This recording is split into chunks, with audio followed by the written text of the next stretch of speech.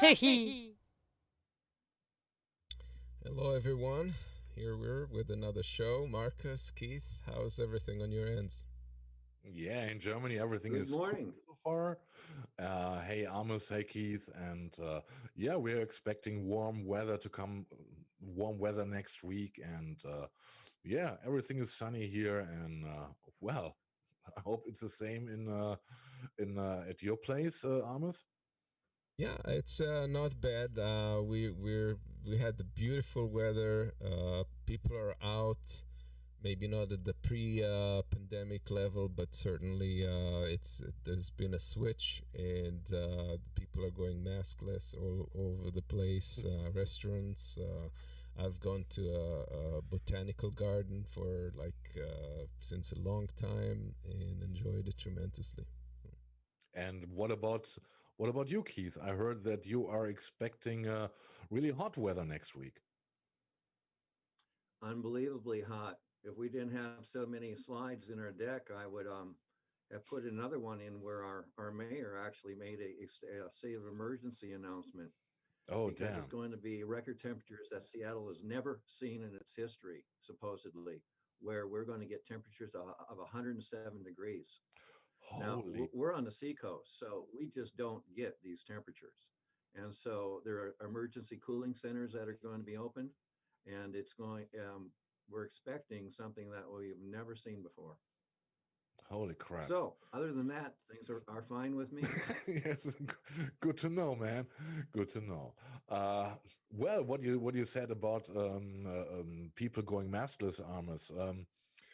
I read today that in Israel, though I think very many people, I think 75% around that are already completely vaccinated. Yes. They are ordering now that they have to wear masks again, at least inside the buildings, because Yep. it's not about the coronavirus anymore, it's about the Delta virus. Yes, well, it is a coronavirus, a Delta variant. Yes, yeah, but the next level, if you want, so. Yes, it's Right. the Indian. And it's young people are more susceptible to it. And Exactly. I'm worried about these cooling centers. Now, Seattle in Washington State is ahead of the curve as far as the rest of the United States. We're not all idiots, So we got some people who did the right thing here. So the actual number of new cases, I think is pretty tiny. Yes. But the thing is, with the Delta variant, you're going to get large numbers of unvaccinated people because this is an age group, and it could go through them like lightning. Yes. And then, so there's going to be unnecessary death. And, so until it's wiped out, I've been vaccinated. Most everybody here, has been vaccinated, but, in public, you wear a mask. If you're talking to a friend or something, a different story. But, you're doing the socially correct thing, and because, it's getting the virus where it counts. Yeah. Yes, yes, and we've passed the 10% in the US of the Delta variant, which is of concern. If you remember, I predicted that this lull would be like a window. Unfortunately, I think that's what's happening, and the situation in Israel is proving it. Initially, they said that the current vaccine covers 88% efficiency for the Delta variant. Apparently, this doesn't seem to be correct because a lot of the people who are getting sick at the current time in Israel are fully vaccinated. So they received the Pfizer variant of the vaccine. So I think it's a window. We should enjoy it as long as we can before things start getting ugly again. And I think it's going to primarily hurt those who are not vaccinated. They're the most susceptible. But ultimately, I think that it's going to create a loop. We're going to have to wait for a booster. Just it's luckily they can now generate a booster for various variants relatively fast. Won't take a year. But still, to roll it all out and have the logistics in place, and the cost of it is going to be tremendous. But that's where we are now. In a very famous Israeli Virologists said that we should learn to live with corona because it's not going away anytime soon. Yes, exactly. And if you're looking what's going on in Europe currently, you guys know that we are having our European football championship running, and they are planning, especially for the final, which would be in Wembley Stadium in London, that it would be full packed with people, 60,000 people. And if you know that England is very hard hidden by the new variant, by the Delta virus. Meanwhile, it is absolutely crazy, and yeah, we will see where it leads. I will stay behind my mask when I'm out there because I'm still not vaccinated, not even the first shot I got here. Well, Because here in Germany, the situation is that the doctors who would love to vaccinate the people, they don't get enough of the vaccines, and that's our big problem we have here. Yeah. and the situation in Russia has also deteriorated. The problem was that they had such good propaganda about how well they were doing that people in Russia don't feel the need to get vaccinated, especially because it's not free, from what I understand. It costs like extremely expensive. It's like it could be 2 salaries to get a couple vaccinated. And this is becoming a huge problem. The numbers there are rising. Of course, Putin has is as a germaphobe is like completely insulating himself. I wouldn't be surprised if he received a Pfizer or a Moderna vaccine himself, but their vaccine apparently more and more data as it's coming in appears that it's not nearly as effective as they were letting the public know, and it may not even be in the qualification as a vaccine. I think there's a 65% required for it to be considered a vaccine. So all of this is now in question, and I don't know what's going to happen in Russia, but it doesn't look good. Yeah, and there are also worrying news coming from Africa, from Kenya, for example. The virus is also spreading there, and it is now going into the villages, and yeah, it doesn't look good. Not to mention Brazil, so we're not out of the woods by a long shot. So.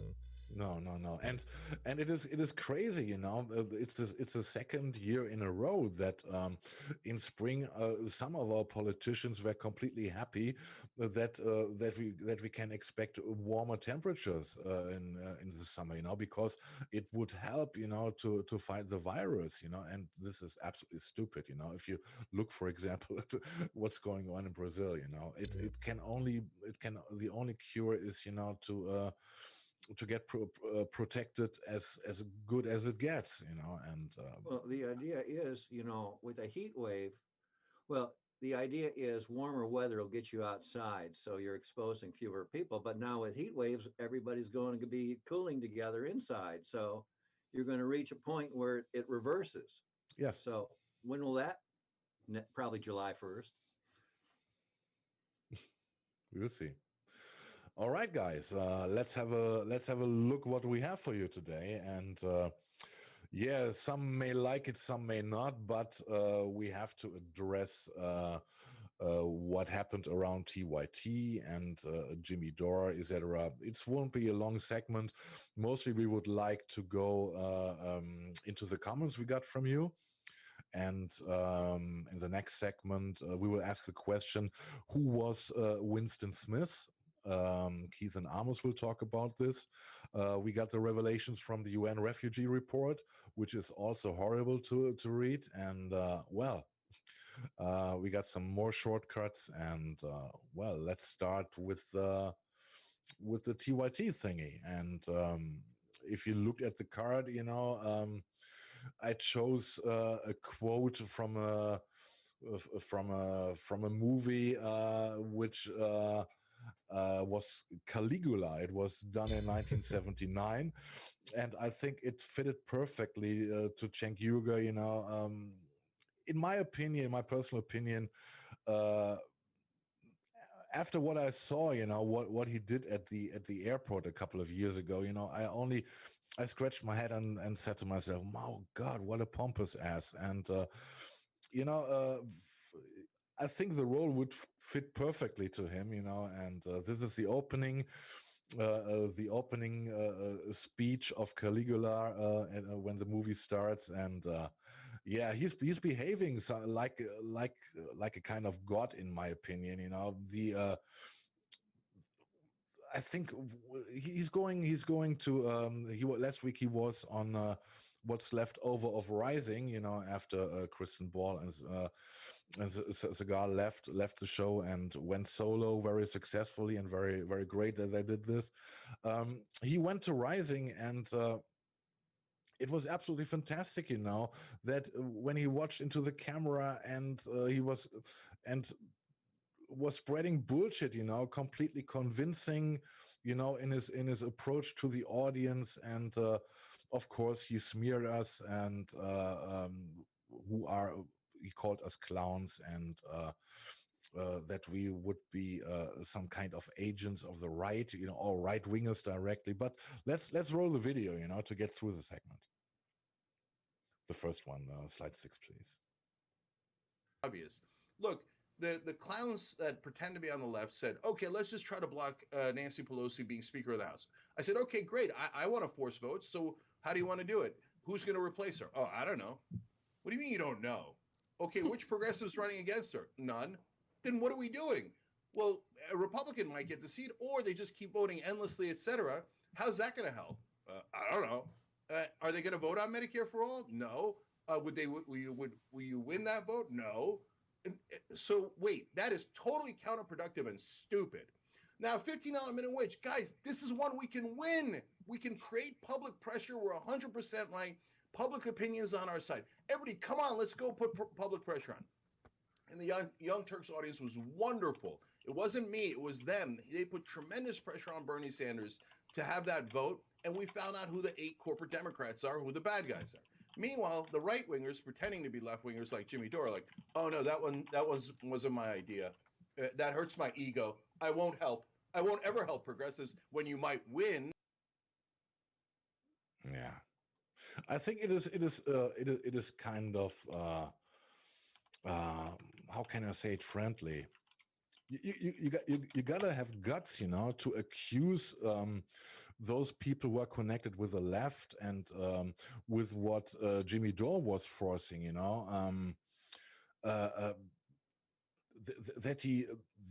that he put the blame on the left wingers, that the Squad and other progressives could not organize an opposing candidate. I think this is absolutely crazy. And then he goes on, he's talking about pushing pressure, but when the time was there, we all know that he didn't put the pressure. He was justifying them for not fighting. And it is absolutely fantastic, And I'd tell Sink something if I had a chance. Yes, please. Yeah, I would tell him, Chris Hedges says you do things just because you're right, because if you have a certain belief, you don't compromise your beliefs. So whether or not, I see that Sink is playing along with the game of empire here. Yeah, if what you're only going to concern yourself with the things you have a chance of winning, that's ridiculous. We're never going to get anywhere. Power does not yield unless we pressure it. Yes. If Medicare for all isn't put before the legislatures, the Congresses, and it has to fail before it wins. And that's not going to happen if it's not heard. So excuse the short rant. Yeah, I think it's a little bit of hubris on the part of Cenk to determine that his strategy should apply to everybody, that everybody should agree with that. Obviously, there is no such consensus that whatever you're doing is supposed to go this way or that way. So, yeah, in hindsight, maybe he could have said, "Oh, it didn't produce any results. If we attempted it, well, we didn't even attempt it." So that assumes he has hindsight. I'm not so sure. I don't know. We never tested it. It may have moved the needle. Who knows? But where are we with $15 minimum wage? We haven't seen that go into full effect either yet. So. Yeah. And you don't have to forget, when it comes around Medicare for all, right? We are facing now the Delta virus variant of Corona. It was the chance, the chance in a lifetime, to get this through under these conditions, right? And where was TYT? Where were the so-called progressives? And this is what really pisses me off is that he is calling those who are not in agreement with him clowns, fake left, or right wingers. Oh, the right wingers! That's ridiculous. I think with that he's kind of like addressing Jimmy Dore and kind of like. Not making a distinction, but obviously is addressing Jimmy Dore, which he explicitly called on this specifically. Yeah, but he did not exclusively call Jimmy Dore right winger. He called also all others who are connected with him, who share his views, who realized that our only chance is, to put pressure on politicians, and not preventing any critique of them, and playing into their cards, and going establishment.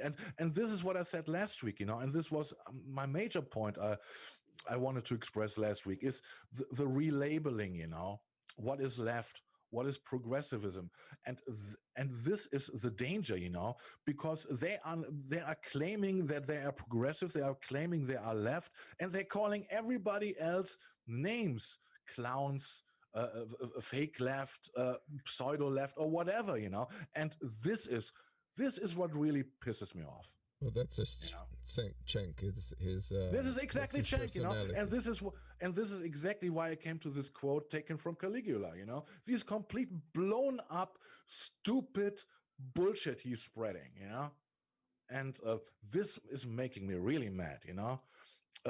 Okay, but do you want to cover what happened with Crystal Ball and Sager last week? Are you asking me or what? Yeah. Do you want to cover that? Okay. I'm not into the details. I know that Karl Kolinsky made a longer segment about this, but Kristen Ball and Sager, they're both separated from the Hill. They are not doing Rising anymore. They are going solo now very successfully. And Breaking Points is their new show, and I recommend to watch it on YouTube. It's absolutely fantastic, but both, And the Hill replaced them directly, but unsuccessfully. The numbers were dropping since the new anchors, the new hosts are there. Because it was the trademark of Crystal Ball and Sager, and they established this thingy, and you could see that it is not possible to replace them with people who obviously don't share their attitude on politics, and this is why the audience is not rising. It's sinking, if you want so. And anyway, Cenk Uygur used this opportunity there and to promote himself, his views, and to smear people again, and the other thing is, and there is no mentioning about how they are working as journalists, how carefully they are working. This is not the point of the discussion anymore. It is only about smearing, and claiming the terms progressivism and being left, you know, and some of that's the point, the smearing, you know, it's a distraction. it is a distraction. Because remember, all this started because of some stuff about Syria not being reported correctly, you know, and so what are we winding up with? We wind up with talking about he said, she said, this person's bad, this person's good, and you know, Yes. kind of mission accomplished by those who wanted to divert us from Syria in the first place. Yes, and then let's go quickly to the 3 videos we have here, and then you get Anna Kasparian, you know, and when I saw this, you know, I could not believe it, you know, that they had the audacity, you know, to report about what's going on with Britney Spears right now, you know, that she is trying to get her dad away from telling her what to do, and you know, just problems. Just roll the clip. Britney Spears addressed the Los Angeles Superior Court regarding her long-running conservatorship, the conservatorship that put her father, Jamie Spears, in charge of nearly every aspect of her life. This has been in place since 2008, and it is the first time that we are now hearing from Britney Spears herself about what she feels about this this program and not having full agency of her life, of her finances. She said in this court hearing, quote, "I feel ganged up on, I feel bullied, and I feel left out and alone, and I'm tired of feeling alone." She said that she's being exploited and that she can't sleep, is depressed, and cries every day.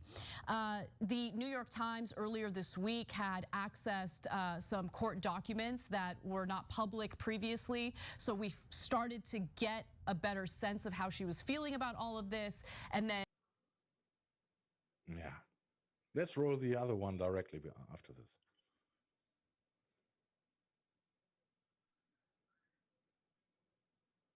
I mean, it's just, it's sick. And you can see that just by the way she carries herself, by the fact that she's been so successful in her career, even after she had, you know, a very clear mental health episode in 2008, that she's good. She can take care of herself. She doesn't need to be under the control of her father, who seems to be exploiting her. But unfortunately for now, the hearing ended with no resolution. The Los Angeles Superior Court judge, Brenda Penny, said that Spears's remarks were courageous, and also said that she would have to file a formal petition asking for this program to end before she could render a decision. So hopefully there's light at the end of the tunnel for Britney Spears. But it does bring up some pretty devastating questions about how we deal with mental health issues in this country, in the state of California, and why it is that it's taken this long for the courts to even pay attention to this. Yeah, no, I added it purposely because I wanted to address something. Oh, okay, because I mean, it's just it's sick. Yeah, the thing is, you know, it was a big chance which TYT missed again, you know, to apologize to her in this connection, I guess, you know. And there's no word, you know. She is stating, you know, that she was in a fragile mental state in obviously in 2008, you know, but they didn't show any mercy on her, right? Well, actually, she does address that later on. Yes, I know what you mean, but come on, this is not what I see as an apology, you know. Well, she's defending herself. Okay, let's roll that, because it's also important from Anna to see what Anna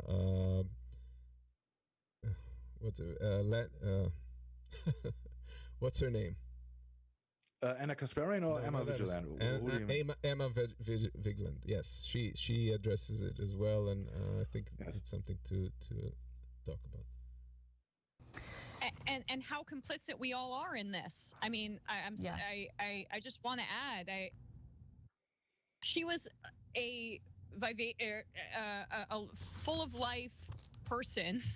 I didn't want to use that word incorrectly, and she was essentially beaten down by a society that sexualized her as a teenager, that forced her to be sexy, but like you're also a horrible role model, and we're going to be entirely invasive in every part of your life. I mean, that part of the 2000s, when there was this celebrity culture, it was sick, and we all participated in it. Oh yeah. And we all have culpability in it, right? And I read those blogs. I read Perez Hilton. I feel deep shame.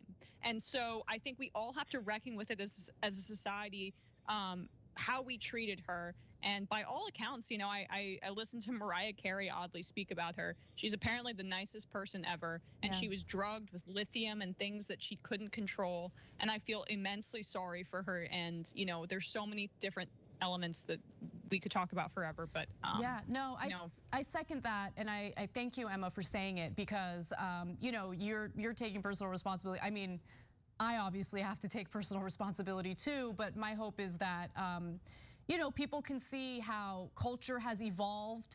That's really important, and how the kind of comments about female celebrities, the kind of coverage of female celebrities that was incredibly popular back in the early aughts, no longer stands today. There's a lot of resistance to it, and I'm proud of that evolution. And so we need to right those wrongs, and getting her freed from this situation and drawing attention to the unfairness and the exploitation she's dealing with is just scratching the surface. Yeah, so I mean, this is a mea culpa of sorts. So no, come on. This is I'm sorry. This is no apology. No, it's not an apology. It's a mea culpa. There's a difference. But she's defending herself, you know, in which she says that the culture developed, you know. I think this is a questionable. Well, you don't. Don't you agree? Sorry. I think. Yeah. I think it is about. Go on with your thought. I just lost it. You interrupted. Well, don't you agree that there has been a shift in the culture? Obviously, people have not called them out on it when Cenk was attacking Britney. We played that clip last week where he said he wouldn't even do her. At that time, there hasn't been a lot of a public outcry on it, and now it's coming all out retroactively. So obviously, the public sphere and discussion has changed in what we consider acceptable or not acceptable has also shifted. I don't think she's wrong about that. Lying too. I think you would do her. I think it has less to do with culture, but with attitude, you know. And you know that, for example, you know, Jimmy Dore was also around. Do we know any segment from Jimmy Dore at Young Turks where he was doing this stuff with them? I'm asking. I don't know, because as I said last week, I don't know the show from that time period. But you know, if there were something, you know, TYT would have promoted it wildly. Meanwhile, and this is what I mean. You know, it is either you have an attitude, you know, and then you would just not do this because you could not do this, you know, because you have a certain attitude to this. You know, if you're willing to bully or badmouth a person in such a disgusting way, sorry, I don't think this has to do with culture. What do you guys think? Well, I think it does, but I mean, it has to do with clicks, you know. That's it. And the other, like, I would consider this like a petty gossip story, except for the fact that Britney Spears' situation has kind of brought to light the conflicts and problems of conservative authorship or how we deal with people with mental disabilities. And if she, as a famous person who's obviously functioning at a high level, being able to not just fund herself, not only finance herself, but finance her father, all of the lawsuits that are going on, like she's funding both attorneys on both sides. That's what's fascinating to me. Yes. Yeah, and That's what I find, about this thing is It's a farce. money is running her life. Yes. yes, and Her own and money is destroying her. And she is and was the gold donkey for a lot of people. but the fact that even she, with that exposure and ability, is in a dire situation because of the way we address mental illness is a problem. Now, I think if you looked at the whole discussion between Emma Wigland and Kasparian on it, they talked about the flip side of it, and I'm very familiar with the flip side of it, and it is not a simple issue, because where you have people who become schizophrenic or have gone off and are not able to distinguish between reality and fiction, at that point it is very hard to do anything. And the laws that are currently being used, especially in California, really are playing against the ability for family members to help people who have a mental disability and try to protect them. And the people are kind of left to their own devices, and that on the other hand is also a big problem.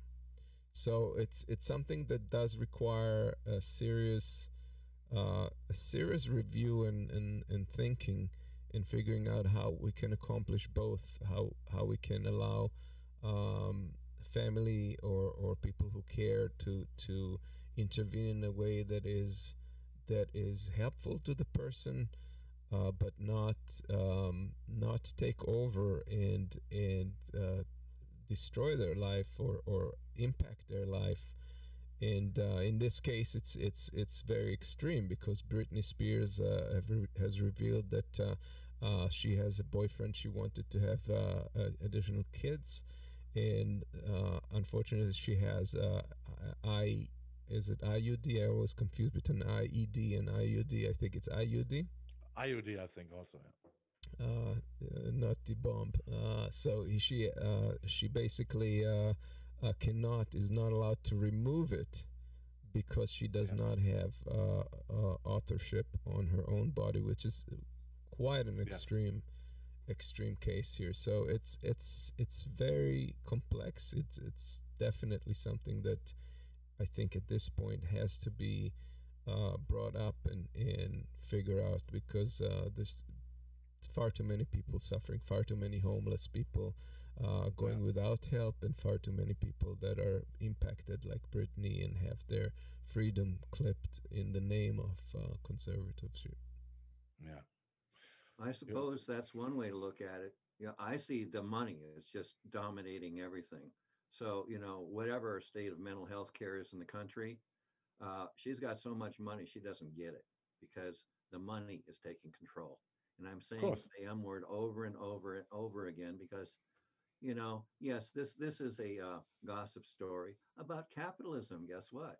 And that's what we're about. So, we all share that here. So our disdain for it, rather. Yeah. And, I'm fascinated just because of it could be so simple. She should just be able to show competence at this point, and some judge should be able to just say, "Oh, you're in charge of your life again. You're obviously capable of making adult decisions, and so enjoy." But that's not happening. And why isn't it happening? It's because you've got lawyers filing lawsuit after motions going back and forth. It's the money machine. Yeah, you're right. And the lips may say that they're advocating for some position for her, but really they're in their own self-interest. And that's what I'm seeing in all this. Yes, if we were to clean her father from any suspicion of other agenda, then he would have had to just give up the financial aspect of it, and he has not done so. In fact, when she threatened that she would no longer perform if her conservatorship was not reduced, then they came up with a compromise that the third party would be involved in all these decisions. So it's clearly an element there which is sad, and that adds like a drama into the already complex background story of mental illness and all of that. So. Yeah. So let's go over to your comments. And it was very interesting to read. It was discussed, very controversial. And yeah, let's start with the first post. It's coming from Jean, and she says, "I'm a woman. What I saw and felt from his telling of the story of his joke 7 years ago was that he honestly regretting making her feel so embarrassed. What I saw him smirking about was about the hypocrisy that Anna would write a message to blackmail him and then lie to her audience to accuse him of a sexual harassment and then pretend to self-righteous about the treatment of women. He wasn't smiling about 7 years ago. He was smiling about the absurdity of what is happening at this moment. Not all women can see nuances." And Gina, I got to tell you, you're absolutely right. You gotta see people who are not who are watching this, who are not into the details of it. You know, they are only seeing a guy, you know, who is telling the story, smirking. You know, and this is what I was referring to, and that I can. And I think, as I also said in the segment, you know, I completely can feel with him, you know, because I would be absolutely enraged. You know, I would go down into the basement and look for my rocket launcher. You know, I would be so infuriated, and I completely can understand he was smirking and about the absurdity, you know. But someone who is not into the details, you know, and only see what is coming from TYT, you know, might get the impression, oh, hold on, this guy, oh, he's not serious, you know. And this was the point of my critique in this, you know. I might be wrong, but my recollection is of him smirking in both occasions, in both situations. No. There he was already aware what he had in stock, you know, about the videos and all this stuff, you know. There he already knew that he would play this, you know. And I think you're both right, and he had mixed feelings, and he's telling the story so much that you're going to see it both ways. He said it several times, yeah, multiple times, you know, and yeah, I can guess, you know, I can feel it, you know, that at a certain point, you know, you also say, oh, fucking shit, what am I talking about? This is absolutely ridiculous, you know, and yeah, of course you're smirking about it, you know, but as I said, you know, someone who is not into the details, you know, of what happened before, you know, might get the wrong impression, you know, and you know that when women have also experienced harassment at working place or somewhere else, you know, they automatically say, oh, this guy cannot be serious, you know. And this was also in the comments from those who defended TYT, you know. This was exactly mostly the argument they found, you know, and this is why I said this kind of fired back, you know, and but it was understandable. To me, both equally, Cenk and Dor are doing disservice to their own causes by their personalities, which is a shame, but it is what it is. Yes, yeah. Of course, there are the egos in it. You know, this is what we are seeing. What is obviously, you know. Then the next level is the journalism, or what they call journalism, the value of it, and they were coming to Armatay and stuff about Syria, Russia Gate, and etc. And then we are coming to the next level. My personal opinion, that TYT and others are trying, to claim the term what it means to be a progressive or on the left side, and yeah. Anti-war says, I think she is addressing me. I think you're easily manipulated by the females who control your thoughts. Perhaps it was nervous laughter considering Jimmy's addressing a scheme to blackmail him. He's a comedian, for fuck's sakes. He was his boss. She was his boss and had control over him. From the logic point, you're absolutely right. I don't think that I get manipulated by too many females in my life, to be honest. But well, as I said before, I also share this view. So Eddie L says, the hosts here are neutered. Most of the thoughts they hold here are what a gal gave them, and not based on facts but feeling. And this is the trouble they totally missed. The fact that his smirk could have been about how even after his apology she would use that as smear him, and most ladies and weak males. From the first part I understood, in fact, are not based in fact but feeling, but this is exactly the point. From the logic side, you can explain everything. You can explain the technique TYT used, to smear him, but it is about the emotion, and from the emotional side, what I said, the smirking Markus, was not a big help. Yeah, please. Yeah, well, there's an aspect to this, and it's about the nervous laughter. Okay, sometimes people, I'm kind of one of them sometimes, where what I'm expressing on my face might be exactly opposite. Like he's laughing at somebody, like a car wreck, Look at the Joker. I have this issue with my wife all the time, because she's one that takes like the smirk literally, like your girlfriend, and where I'm more like, okay, he smirked. It could mean that, but I need something more. I got to confirm it another way so that I know it's not a reverse emotional reaction or something. And if you're following all this, good for you. And so I try to look for some verification. But the problem is, you were on TYT or whatever, you're watching a show, and you go, or Jimmy DeRay, you don't get that. And so you got to kind of go with your first impression. You don't get a chance to check it out. That's it. Yeah. Well, then we have, let's go over to the longer one, to slide 15, please. Because there was an interesting point in it, it was started with Viva Laletta Godfrey. Dor said sorry for hurting Anna's feelings back then. Now he's just telling the story. And there were 6 answers. From Eddie is coming as blackmail to try to stop him from calling out the bullshit they say and do. Jean says, imagine being accused of sexual harassment and staying silent. Yeah. And this is exactly the point, This is,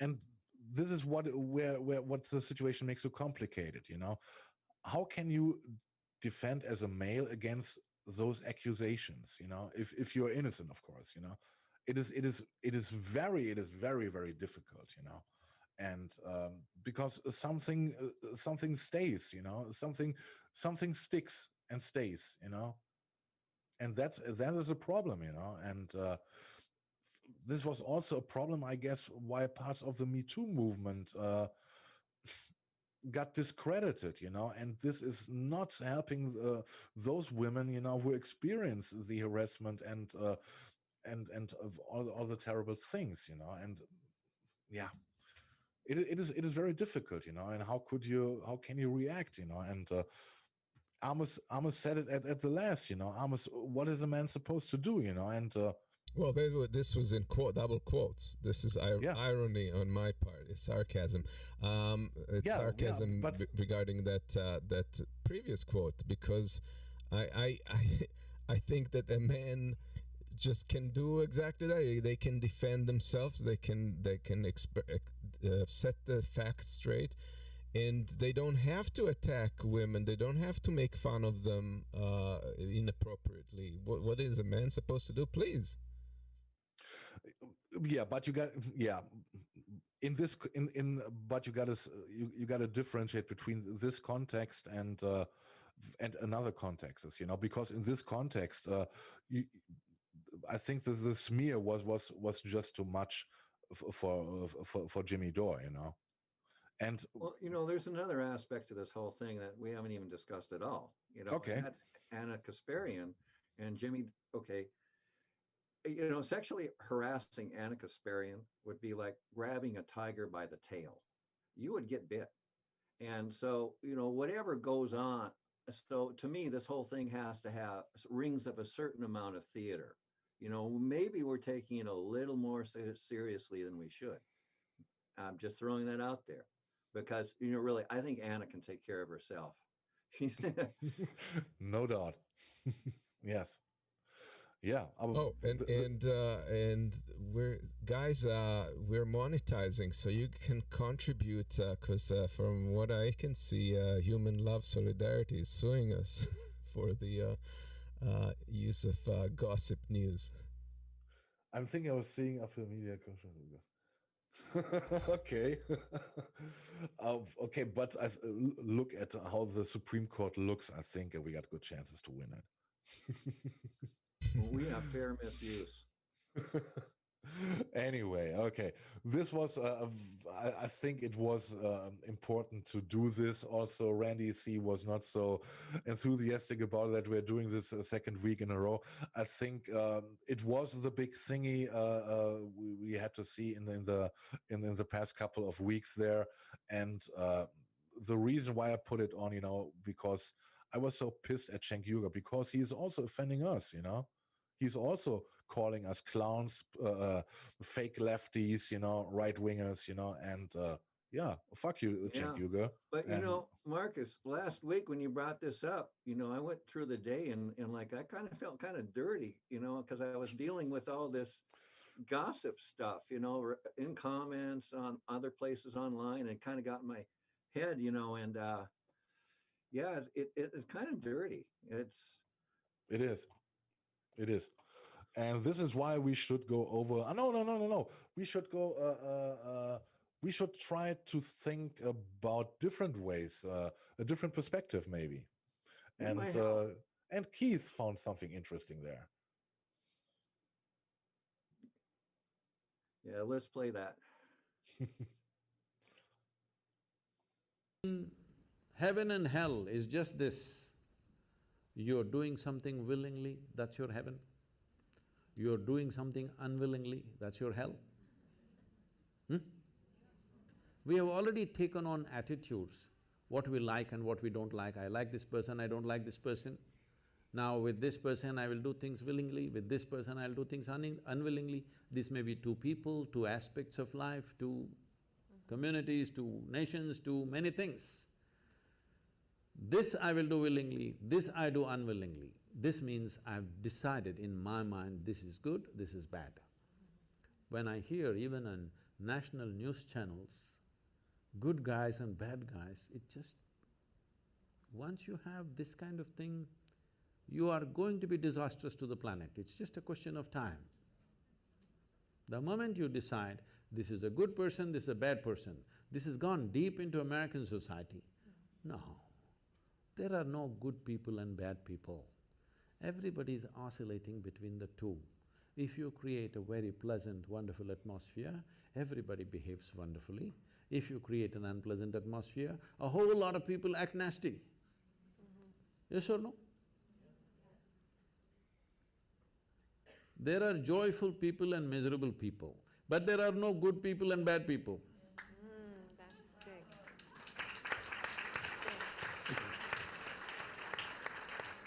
big. The moment we think we are good, we are entitled to destroy the bad, isn't it? Yeah. Oh, we've been destroying a lot of people for a long time. Time to stop that because human beings are in different levels of experience and understanding. Variety. of people. Yes, we've been mean to each other for a very long time, thinking that we're right and everybody else is wrong. And we need to stop it. Well, This okay. this guy deserves his impressive white beard. These are Yeah, very he's wise pretty good. words. I like him. He's absolutely right, you know, and yeah, this also concerns my view, maybe our view, and yeah. Yeah, well, and another thing about this whole, Jimmy Dore, Young Turks thing is, you brought this to the show, and everybody, I knew what you're talking about, and Amos knows what you're talking about. The people in chat know what you're talking about. We're in a group.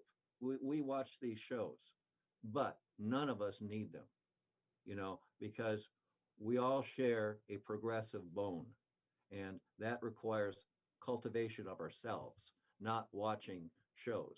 So, we watch these shows to get opinions, to evaluate, and so on. But we really can live without them. And like I mentioned, I like Jimmy Dore. I'm actually going to avoid watching him unless something comes up in my feed that's really compelling that I want to watch, because I just get independent, get back to my own thoughts, and working on this show, on my spare time too. That kind of takes away from passive, just viewing, because I'm able to do something. So Keith, yeah, please don't shave your beard. Yeah, you're right. You're fucking right, man. got to get a little longer, and I, this has got to get a little wider too. Yeah. All right. Okay. Anything to add, Amos? Or shall we go to the next topic? Let's go. All right. So yeah, and this one actually came from, I was watching Jimmy Dore, and he covered a little bit of this, and so I went down and hunted the original video, watched it, and like, we got to have this on the show. So let's just play it. Oh yes, that's one. Yeah. I'd just like to say something very brief. This is something that I actually put in my folder when I came out here today. You have no idea what it is. Nobody does, because it arrived on the internet to me this morning. It's a request for the rights to use my song, Another Brick in the Wall 2, in the making of a film to promote Instagram. So it's a missive. It's a missive from Mark Zuckerberg to me, right? Arrived this morning with an offer of a huge, huge amount of money. And the answer is, fuck you. No fucking way. And I only mention that because this is an insidious, it's the insidious movement of them to take over absolutely everything, So those of us who do have any power, and I do have a little bit, in terms of the control of the publishing of my songs, I do anyway. So I will not be a party to this bullshit, Zuckerberg. You're keeping that engineer at WBAI very busy. Because there are 7 words we can't say. What are they? What are the 7 words? Aaron, you know. One starts with an F. I know that one. Starts with a C. I know that one too. S.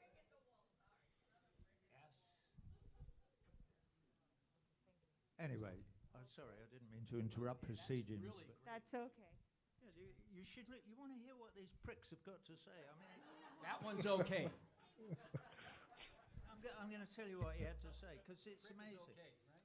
A portrait of people they always get wrong. News clips reading Laziest Generation, followed immediately by Will They Save the World, blah, blah, blah, blah, blah, blah, blah, blah, blah, blah. And then they're very lovely pictures of young designers who are, I can just see it up there with the song thundering away in the background. In fact, they have some of the, hey teacher, leave those kids alone, and blah, blah, blah, blah, blah, blah. We want to thank you for considering this project. We feel that the core sentiment of this song is still so prevalent and necessary today, which speaks to how timeless a work is true. And yet, they want to sojourn it. They want to use it to make Facebook and Instagram even bigger and more powerful than it already is, so that it can continue to censor all of us in this room and prevent this story about Julian Assange getting out to the general public, so the general public could go, what? What? No, no more, not a mas. Anyway, there we go. Should we delete Facebook? You know, that's a really good question, probably. I mean, Zuckerberg features in my new rock and roll show. I've got him no, I shouldn't tell you. But he does. But you think, how did this little prick, who started off by saying, she's pretty, we'll give her a 4 out of 5. She's ugly, we'll give her a 1. How the did he get any power in anything? And yet here he is, one of the most powerful idiots in the world. And he's dictated. He's boring. I've never met the man, but I'll take your word for it. I don't know him personally. Anyway, let's not go Zuckerberging. I'm sorry. Okay. I digress. Okay. Zuckerberging.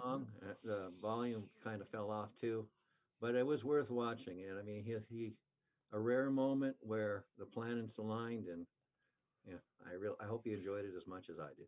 Do you know what song Zuckerberg wanted to get from him? The Wall, the second version. No, come! I knew it. That's what he said. And this is hilarious. This is absurd. Another brick in the wall. And that's why should be some kind of poetic bullshit. Should be a music theme for Facebook. This is beyond absurdity. And it would have been sarcastic if it did. If they yes, yes. It is like it is like making jokes, a bad joke on their own members, right? You know, it's why. You could see it in different ways, right? Yeah. Yeah. Wow. Okay, go on. Well, now we get to the next segment, and Roger Waters did say something at the end about censorship and how we're being spoon-fed things, and so it kind of leads into this next report. Now I'm going to start this report by this clip because I found James from the internet is going to introduce this next topic in the best way it can be presented. Last week I was going to, the National Guard was being put on alert, and that was a good way to introduce this topic. But now we'll play this clip. Let's play it. It's just great. Yeah, he starts a 10-minute. Okay, go ahead. Hello, greetings, everybody. My name is James. I am from the internet, and today we are going to be talking about the protected class of the police. Now, police, no matter where you live, are a problem. And wherever it is you are in the country right now, there is a local, regional, or national story about police violence that is dominating the print column of papers and the airwaves of radio, not to mention the 24 hours a day of fear-mongering cable that gets plugged into your house. So you are always guaranteed to be talking about one police story in which there are hundreds of talking heads who all voice an opinion, and everybody inevitably comes to the same conclusion of, well, sure, there are a few bad apples, but hey, the police are awesome.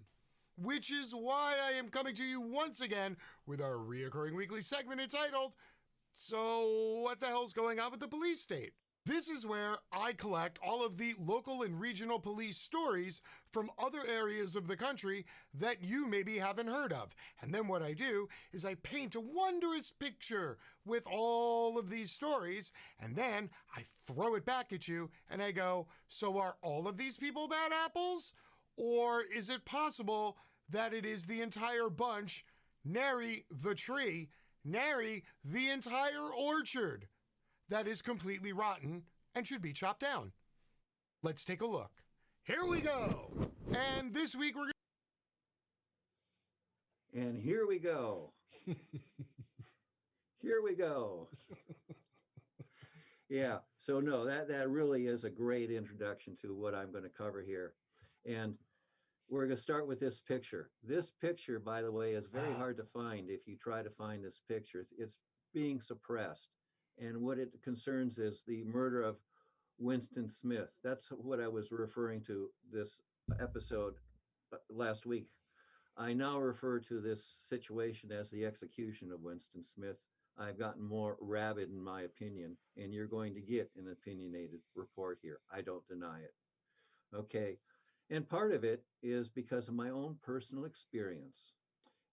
And what we're going to cover here is what happens when your local fusion center fucks up big time. Next slide.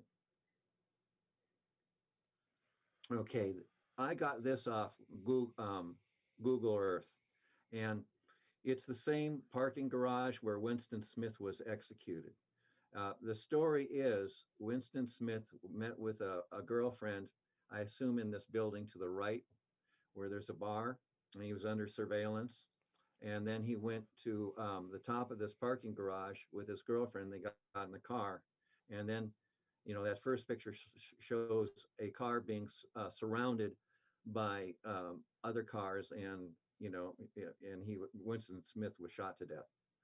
And that first picture that the news puts out is very confusing. You can't see really how things were, where the picture I found on Google Earth makes things a little better to understand. So Winston got in the elevator, I'm assuming here, you know, for the way I put things back together. He gets in the elevator, he rides up with his girlfriend, he goes over, he gets in the car, and then 7 or 8 unmarked cars zoom up, surround him, and shoot him to death. And his girlfriend has said there was no gun. So now let's get on to how this news was reported immediately. And this video is false. I want to say that ahead of time, and I'll be saying why afterwards, but let's watch it. And it's the next slide down. We are learning new information tonight about a deadly confrontation with law enforcement in Uptown. Good evening, and thank you for joining us. I'm Kelsey Carlson. And I'm Randy Meyer. That shooting at a parking ramp left one person dead this afternoon. Let's go to Fox 9's Courtney Godfrey. She is live in Minneapolis tonight with the very latest and what we know about what happened this afternoon. Courtney? Randy, Kelsey, a U.S. Marshal task force shot and killed a man on the 5th floor of this Uptown parking garage around 2 this afternoon. A law enforcement source tells us that the man was wanted as a suspect in a murder investigation. The U.S. Marshal's office saying officially that they were trying to arrest him on a warrant for a felon in possession of a firearm. I want to show you a little bit of that chopper video here, because in this chopper video, you can really get a good look of what's happening. You see several unmarked cars there surrounding the suspect vehicle. That U.S. Marshal task force firing at the suspect after they say he failed to comply and pulled out a handgun. In a statement released by the U.S. Marshal's office, officials don't say if he ever fired at law enforcement or if he ever pointed the weapon in their direction, but we do know he was a wanted felon, a fugitive, as they called him in this statement. And as soon as he pulled the gun, law enforcement fired. Life-saving measures were attempted, but the man died on the scene. The task force, just so you know, that was attempting to make this arrest is a task force comprised of officers from various agencies. So they were working in a U.S. Marshal capacity, but there will be deputies and officers from various law enforcement organizations throughout the area on this task force. And I want to come back out live because you will see Minneapolis police officers out here on the scene right now. Now, this is not a Minneapolis police case. Those officers are simply here for crowd control and to maintain the scene. But this does not involve the Minneapolis Police Department. This is not a Minneapolis police investigation. Now, I also want to show you just the crowd that has gathered here. In the last hour, the crowd has doubled in size. So like we've seen with protests in the past, once it gets dark, the crowd does maybe start to grow a little bit.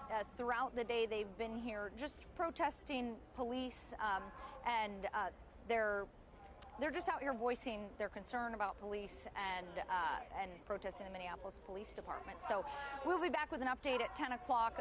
Hopefully this scene out here remains calm, and we'll have the latest coming up at 10 o'clock. Randy, Kelsey?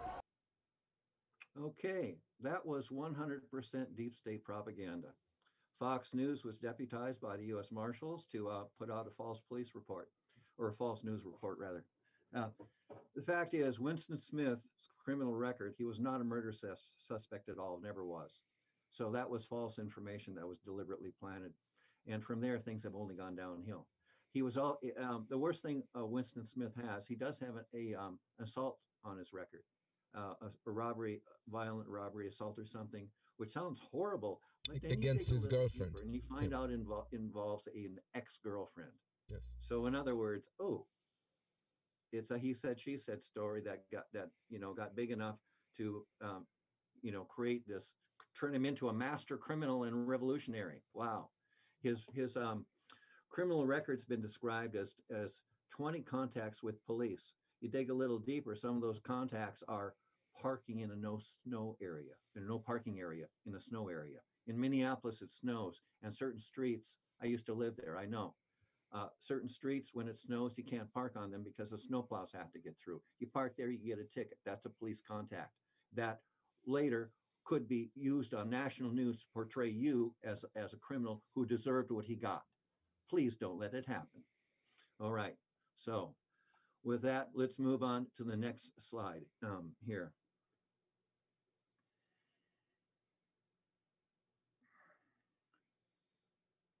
Oh, see there. Okay, here we go. Yeah. And so, I'm portraying, reporting the Winston Smith murder as an execution. And I don't believe he had a gun.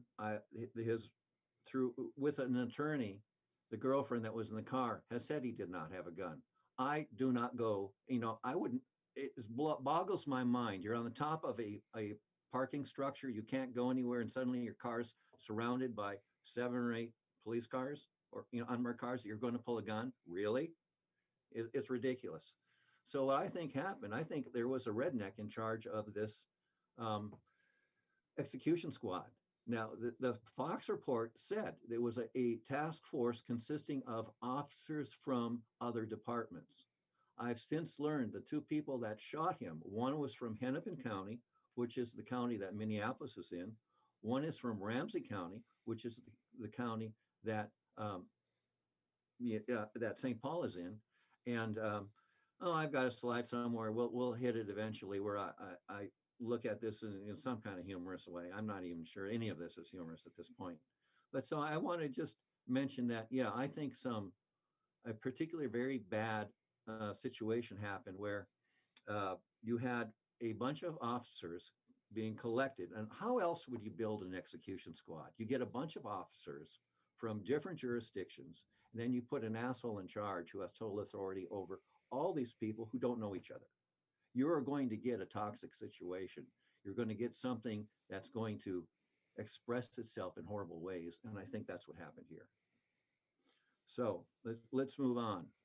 And see, part of my whole thing about this story is the fusion center aspect. In 2007, I found out about fusion centers personally. I became a targeted individual in my own way. I discovered some things about the internet that the average public is not supposed to know about. And I had also done it through public channels, so I'm under no disclosure, agreement of any kind, the way most people who would know this information are. So I was harassed, and that's what made me research what fusion centers were. And there are about 80 of them in the country. And what they are is they fuse all the law enforcement agencies together so they can share information. And, some very toxic things can happen about this. One thing that's going to, all this happened after 9/11 and the Patriot Act and, fight terrorism. And what's going to happen here is you're going to get some very toxic personalities in charge of fighting this war on terrorism. And I think that's what's happened. The worst kind of people are in charge of this, and it leads to what happened to Winston Smith, and there's no oversight to any of this. So anyway, so once you become a targeted individual, let's go. Yeah, you're going to have to meet all the expectations of all these people who are watching you. some of them are going to think you are a terrorist. And, you know, they may be crazy, but they're going to be looking for things that that confirm their belief. And we're going to see in this report, I believe this is exactly what happened to Winston Smith. He was identified as a terrorist. We're going to see a tape that will let you decide whether or not his personality is that of a terrorist or not. But that's the story. And you know, people with full authority and no oversight have this attitude, and they can do things like shoot you. So let's move on. And what do I have next? Okay, now this slide I didn't make, so I'll turn it over to Amos here a little bit, because this is good. This is kind of what I've just said in a more clear way. So take it away for a minute, Amos. Yeah, so basically, like you said, it's a task force that's combined of local, state, and federal forces. And there's a few problems that the ACLU has rung the bell on, and that's why I support the ACLU, because they take on these important issues. So basically, what is the problem? What are the issues with the fusion centers? So first of all, there's ambiguous lines of authority. Each locale, if it's on the state level or local level or the federal, has other different loopholes, has different regulations, and they pick and choose which of the participating organizations is going to go for information or spy on the individual based on which one is the looser link for that particular purpose. So they shop around to see what regulations would allow them to do more based on whether it's more beneficial on the local level or state level or the federal. That's number one. The private sector participation is a situation where you have companies that have to participate in revealing information about individuals. For example, if you work at the company, they are supposed to reveal information about you, and this is a loophole for privacy. So people's privacies are being greatly compromised in this fashion. The third thing is that the military is allowed to participate, and as we know, military is supposed to only act externally in terms of foreign incidents, not in terms of domestic ones. And so there's a conflict right there, where the military is brought into this whole mix of the fusion center. The fourth issue is the data fusion and data mining. It equals data mining. So because you have all these sources integrated, you can do a much deeper dive into personal information than you would have in other situations. And finally, there is excessive secrecy. As long as the national marshals, the U.S. marshals are involved, they can prohibit the local forces from putting cameras on, like having body cameras on, for example, or revealing any information. And that creates a situation where there's no way to know what happened. It's if we didn't have that witness of this fellow's friend who said that there was no gun and she didn't see a gun at any point, this would have not been an issue, and that kind of exposed like an inconsistency in their claims, because they said in one statement that he shot at them, and in another that they found a gun with spent bullets in the with spent cartridges in the glove compartment. So there's a conflict right there. But regardless, that's a problem with secrecy, where you can't really establish independently what has happened. So all of these things are serious problems. It's not to say that there is no need to coordinate between all these different agencies, because as we've seen and this is something that came out of 9/11, as we've seen, the downfall of the intelligence at that point was that there were bits of information strewn around in different agencies, and nobody has put the main picture together. And so there is a problem. There is an issue with that, but because this has been implemented as such a lack of oversight situation, that creates a huge loophole for a privacy issue and others. Well, it can let a bad apple organize an execution squad, and I believe that's Entirely what happened. And now we're going to cover why I believe that happened. I mentioned that I became a targeted individual, and so I know what a targeted individual is, and I know what they go through. And I know that Winston Smith was a targeted individual. You can see it right here. He is sitting behind Derek Chauvin at the Derek Chauvin trial, and he's working on his laptop, and he's making comments on Twitter, I think it is. I'm not on Twitter, I don't know. And so he says, check me out, I'm at the trial. So right there, that right alone would bring him to the attention of the Fusion Center. And from there, the stories can start spinning, and he can be turned into a mythical monster in some people's eyes with a hell of a lot of power and no oversight. So let's go on to the next slide. And here he is with Ben Crump. Now, Ben Crump was the lawyer for the George Floyd family. He's a well-known civil rights attorney. Here he is about 2 weeks before Winston Smith died. That's Winston on the right. And go to the next slide, please. Okay, now here, this one's really interesting because I was going to do this show last week, and we didn't have the time, which kind of turned out for the purposes of this slide to be serendipitous, because there's a video on here where it says class in session. And the video I had put on, I made the slide last week. I made it, and I came back to look at it last night, and I see that this video is a different video than the one I had put on last week. It has the same title.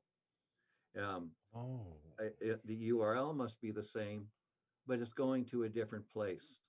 So I went to Winston Smith's website because he had a YouTube channel, a Wince Me Boy, and he had last week, and when I was there, I saw all sorts of many more videos. Some of them not so bad. The only ones left are horrible.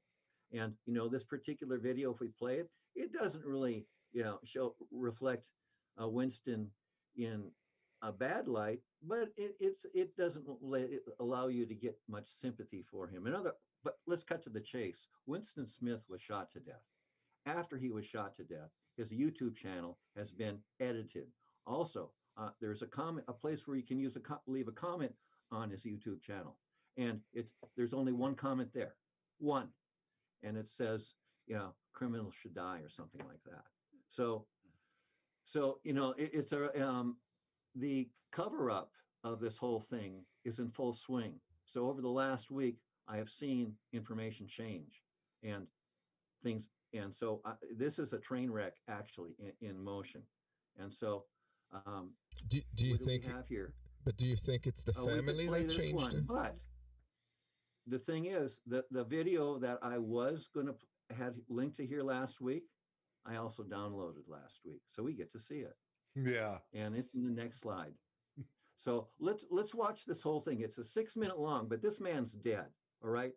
We're watching this to see if this man deserved to die or not. I want you to think about that. So let's just get right into it. All right, bet. Now oh no, wait. The next one down. Go to the next slide. Yeah, this is the one. This is the one that's been removed. And by the way, you're going to learn the way it dance.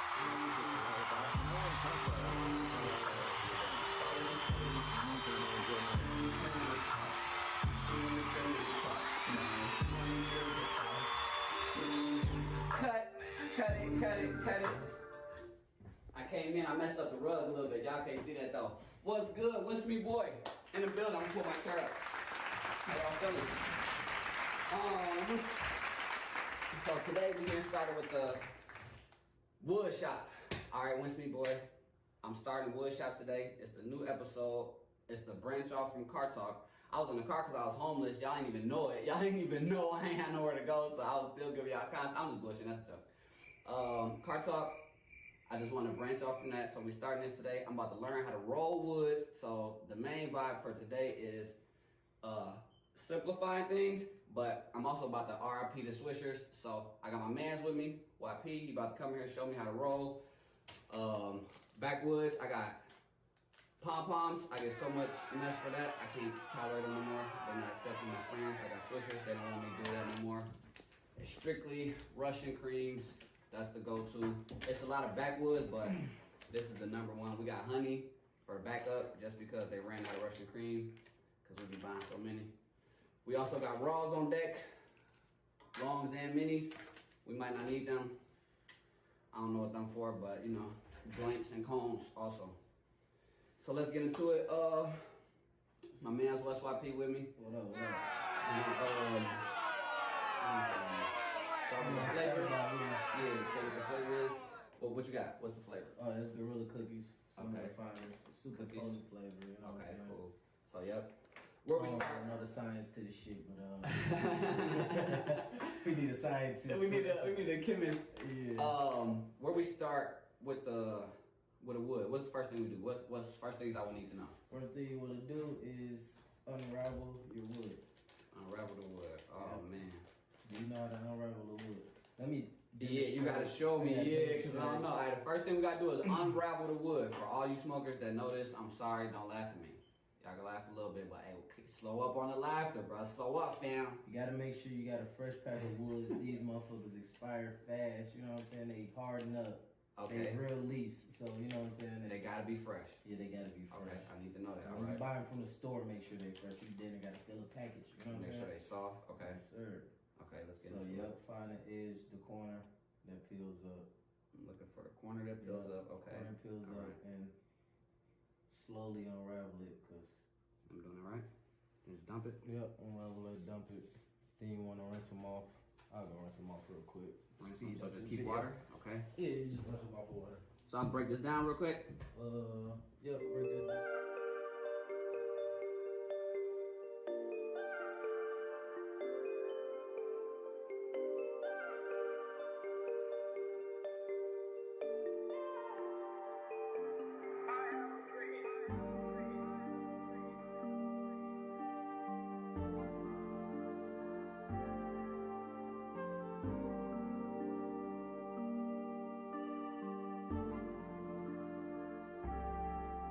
Man, she wanna be with the stars. She wanna be with the stars. She only be with the stars. She only be with the stars. Wasn't with me from the start.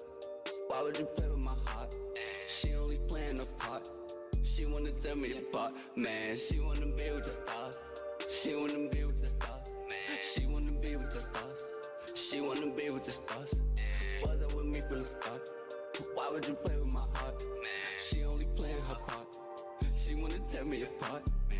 Shawty in love with the art. I gave her all of my heart, man. She wanna tear me apart. I got her scared I am part, man. It make me sick, I'm a boss. The way you be driving my car, man. I wanna take her for darts, but she only playing a part, man. She wanna be with the stars, cause they do not be at the bar, man. They don't be living this hard. I wanna join my arms, man. I wouldn't cause any harm, and they don't go chill at the park. I'm gonna just tell you the vibe for today. We really getting organized to just try to simplify life. So that's what I want to say. Just quit smoking. You don't need no Band-Aid if that motherfucker hit. You know what I'm saying? Yeah, I like it. Pass that joint. I ain't gonna like mine though. That's too much. Ooh, what you think? This a motherfucker. That's a cold Miami Beach. Yeah, that's you gotta be right on the here. yacht smoking that thing. Sheesh. Man. Take me back. Okay, so cheers, I did it. Hey, simplifying things. We're gonna get a little poster board so we can write down things and just so it's not too much overthinking and being overwhelmed while you're in the present moment, to be able to enjoy the moment that you're in. Make sure you simplify what you got to do. Try to write things down, organize your day. Start off with cleaning things that help you get organized, and prioritize. Think about, we all got a lot of stuff to do. We all busy. Think about the first things you have to do, or the most important, and just focus on it. The rest of the stuff is not, you're not going to be able to complete it focusing on two things. You might miss a shot if you try to focus on two targets, but focus on what you need to focus on, knock it down, go on to the next one. Knock it down. Right. Be smooth. That's it. One love.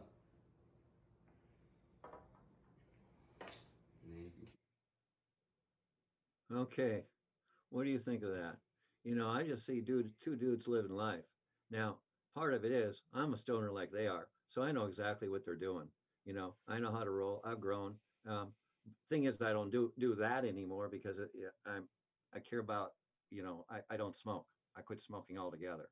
I mean, burning leaves anyway. It's not good for you. So, you know, but when I was a young man, oh, I would have been there at that table right with them. So what's going on here? You know, you've got the bottle of Hennessy and you've got the drug paraphernalia. And so that's, you know, a counterculture rebellion. That's pretty common, really pretty, you know, it is pretty common. And you've got Winston Smith being himself, and you've got a table in back there full of merchandise, you know, because he had this idea, you know, that he didn't have it quite right. See, first you got to get famous as a rap musician, then you can do the merch. You can't do the merch first. And he was trying to do the merch first, and, you know, which, hey, fine, you know, so he's wearing it, and he's got the table full of it. And, you know, this is a regular segment about the wood shop. And what the wood shop means is there's a brand of cigars called Backwoods. And that is a preferred brand for people rolling blunts to use. What they do is they unroll the outside tobacco, throw the inside away, fill it with, you know, some good bud, roll it up, smoke, and feel good, because that's all it does to you. It doesn't turn you into a monster or anything. So, you know, what do you guys think? Yeah, I didn't see anything here.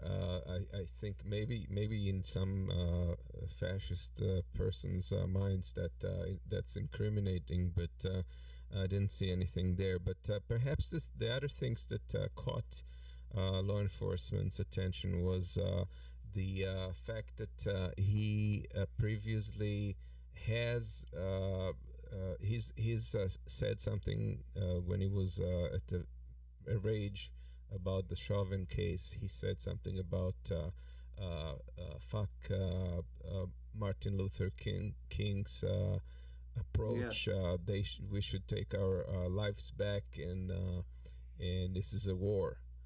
That's one thing that he said, that it could be interpreted in extreme terms.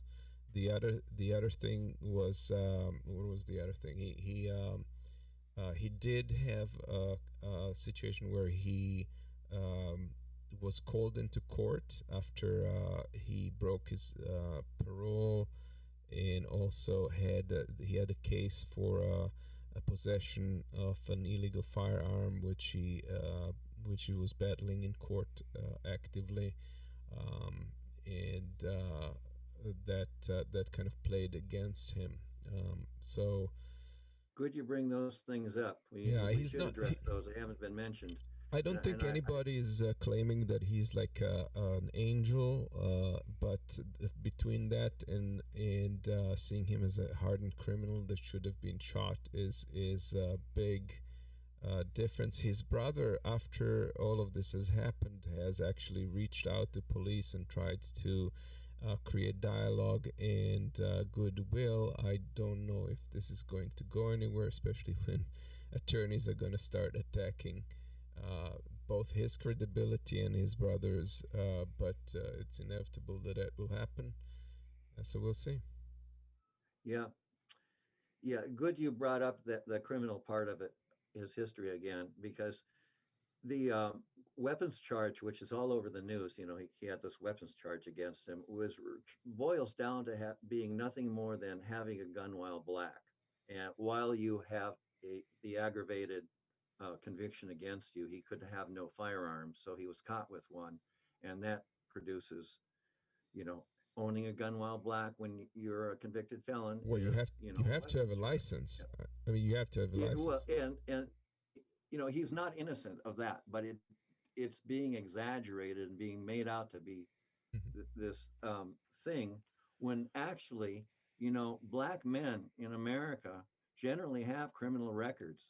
White men make sure they get them, and that's part of what goes on in America. So Winston really, does he have more criminal history than most black men his age? Probably, but I wouldn't call it extreme at all. Not at all. It's really, you really got to be careful when you start talking about a black man's, criminal record, and really you should really dig into it and find out what's going on. Now, Winston was a big talker. He talked shit. I talk shit. Now, I'm a lot older, so I can get by with it more than he can, and I've learned a few things. But the fact is, when I was his age, if I got on a roll and say I believed in Black Lives Matter, I would have ranted about the state and bring it down and said all sorts of things. And, people do that. Some people do it to get attention. But you're exactly right. It's within the normal range of human expression. However, it can be portrayed as something really aberrant. And so that's kind of a rebuttal to what you brought against, about Winston. And it's good to have it all out there. People can take things out of context. The standard thing for mass media is just to put out these missives, like his criminal record, 20 contacts with the police, weapons charge, aggravated robbery, and let you dig into it, black man living his life. Yes, Keith. The things can be taken out of context. For example, he has said that he would not go freely, that he would not get arrested and lose his liberty. So he was willing to die for it. One thing about it is his arrest is not the norm. He was wanted on failure to appear, which is a very common thing to be wanted for. We've all watched the cop shows.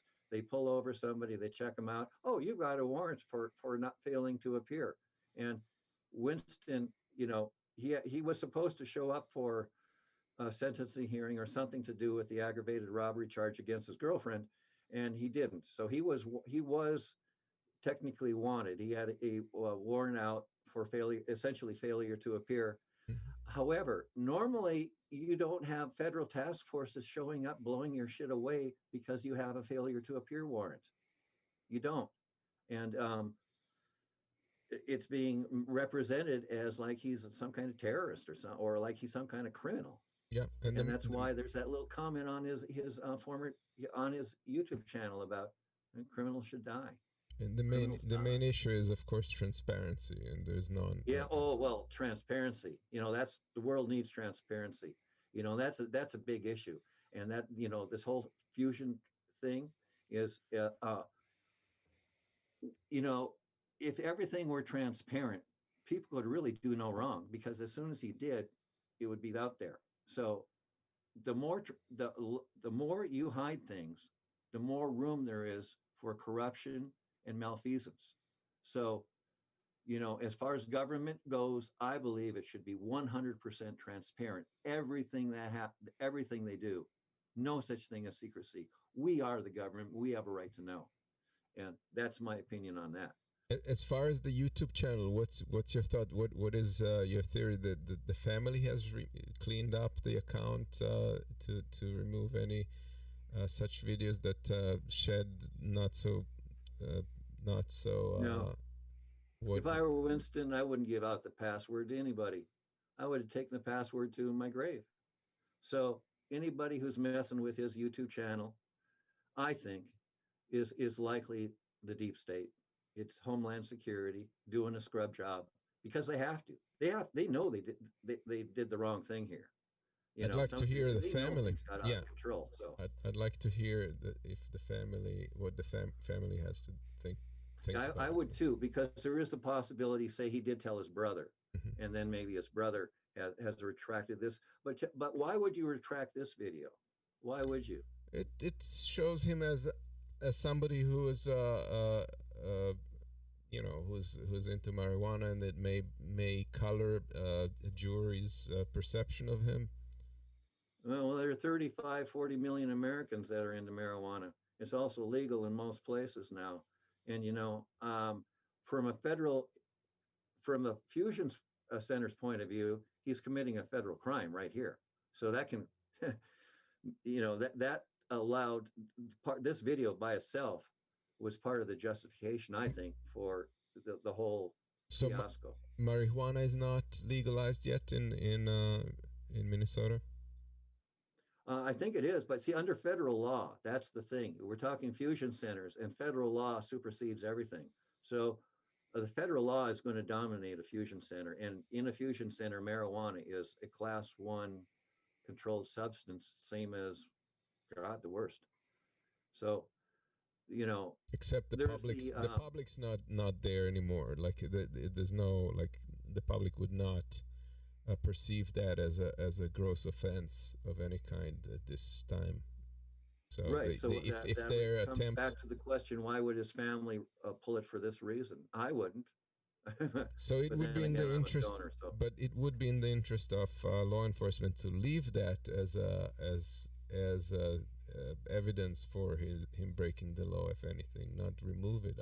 I don't know. It's an interesting. But they have other videos. See, this is a regular segment, so the one that, if we go back up to the previous slide, we could play that one, and we'd see a similar one.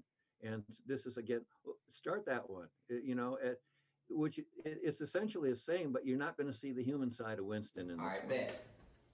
Now we rolled up. Let's get to it. Question for the day. So, why y'all smoke wood? What's so good about the wood? I did a little cost and benefits analysis. You know what I'm saying? I know I'll be getting the swishers or the pom-poms, cheap pom-poms for the low. $15 for 45. You know what I'm saying? Cheap. Good deal. Swishers is $2 for 2. Backwoods, I paid $10 for a pack of 5. So when I was weighing my options, I was wondering, what's so, you know what I mean? Why are we choosing the woods? Like, do they smoke better? Is it health-wise? Is it just because, like, certain people like it? Is it a cool thing? Why, you know what I'm saying? So this one you're saying remained on the feed? Yes. One thing about the theory about the family doing it, which probably isn't correct, is because the timestamps on everything that remains on his website is 3 months old or older. And the video we just watched, which I'm the only one that has a copy of, that one is a month later. So that's more recent, the one we just watched. The one with the red sweatshirt. Right. Hoodie. Interesting, something to look into. Yeah. Okay, you know, and part of this whole thing is like, you know, I'm contending that racism, or actually something even more sinister called white supremacism, is kind of got a toehold in whoever was in charge of this thing that decided that Winston should die, you know. And what's this graph? This graph has to do with police contacts, but you know, let's go on to the next one, because this graph referenced this one here. On the left side here, it's the rate of fatal police shootings. You know, if you get stopped by the police, what are the chances you're going to die? If you're black, it's more than twice that of a white man. You know, how can that be? That's ridiculous. Is that nationwide or Minnesota? There's no way you can explain away a murder rate by police on our population. You know, of black people, that's twice as great. You know, 36 to 15 per million, you know, stops or whatever. And Keith, is this nationwide or Minnesota? Yeah, this is nationwide. This is it's recent too. This is so far so far this year. The previous slide, let's see if I have. Yeah, if we go back to the previous one, I'll read it. Sadly, the trend of fatal police shootings in the United States seems only to be increasing, with a total of 371 civilians having been shot, 71 of whom were Black in the first 5 months of 2021. In 2020, there were 1,021 fatal police shootings, and in 2019, there were 999 fatal shootings. Additionally, the rate of fatal police shootings, which is the other graph, among Black Americans, which was much higher than at any other ethnicity, standing at 36 per million of the population as of May 2021.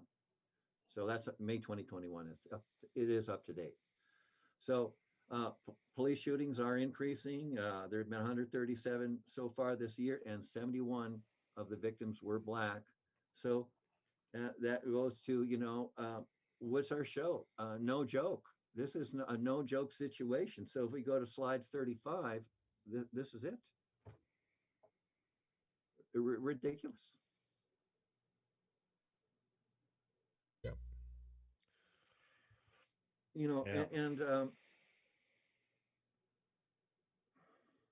It's pretty likely those guys go on to the next one.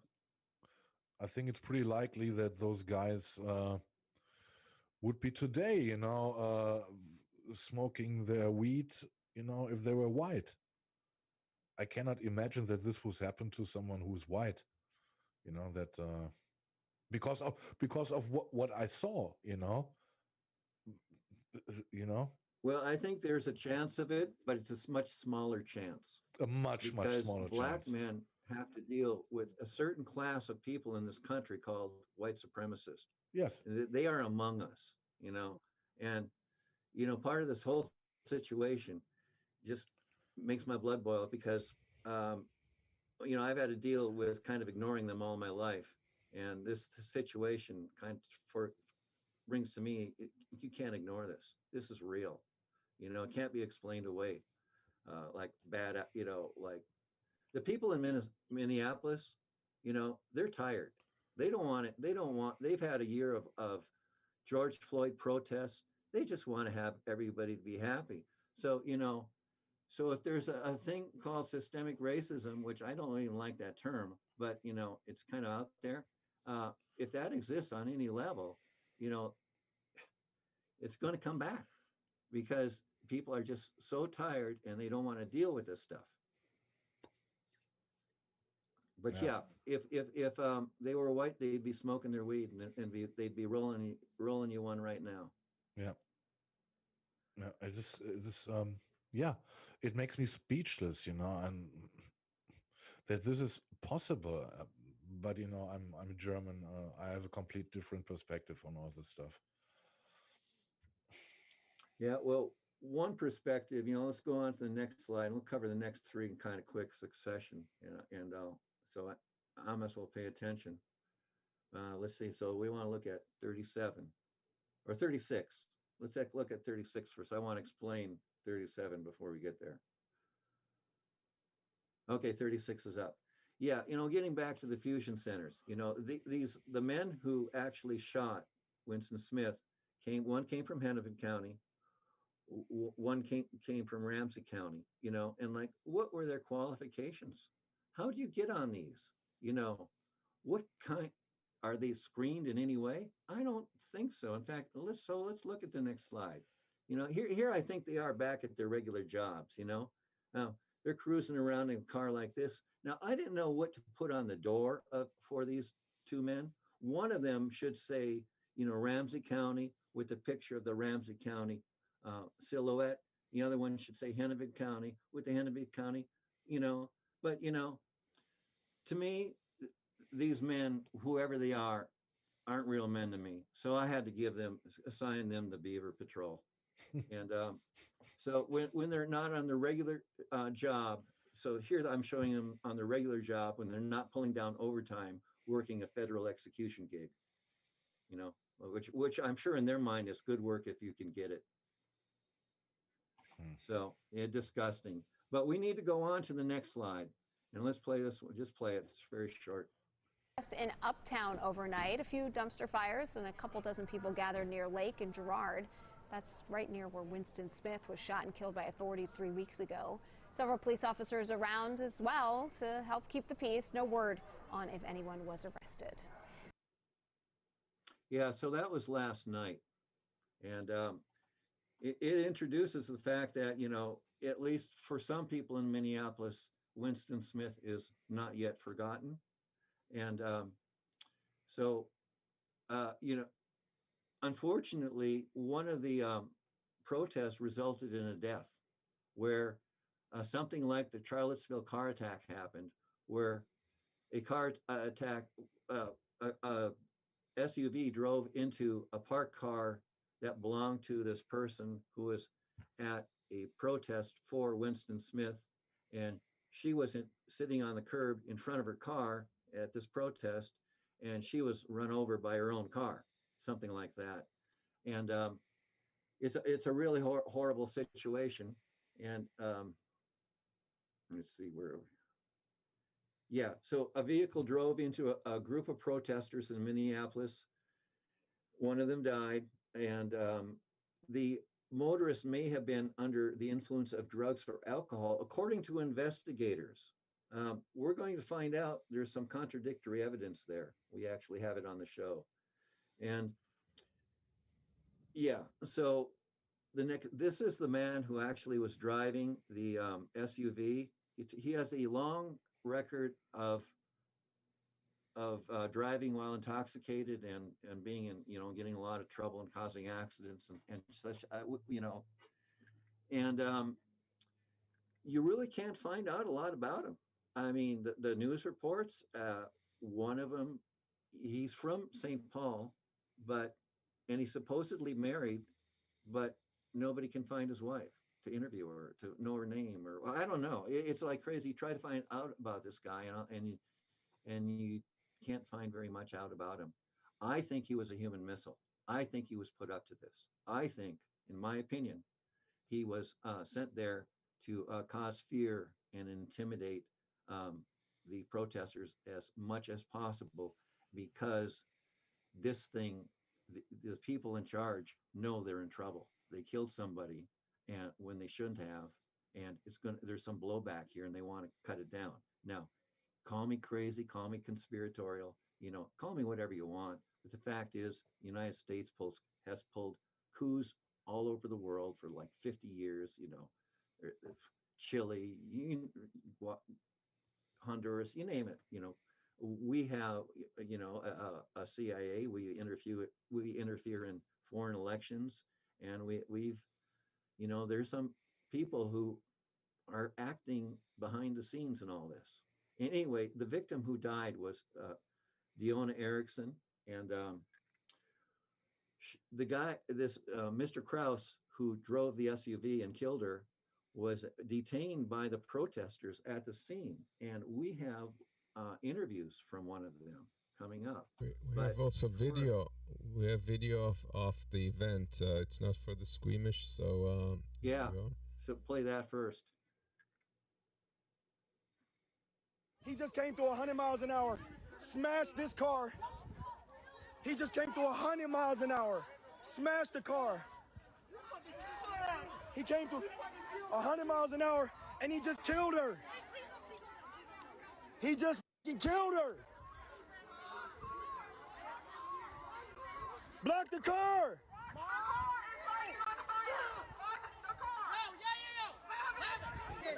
Don't let go. Don't let go. This just came through 100 miles an hour. You going down, boy. You going down. It's over. You. I need the police. It's over. Yep. Yeah, not for the squeamish.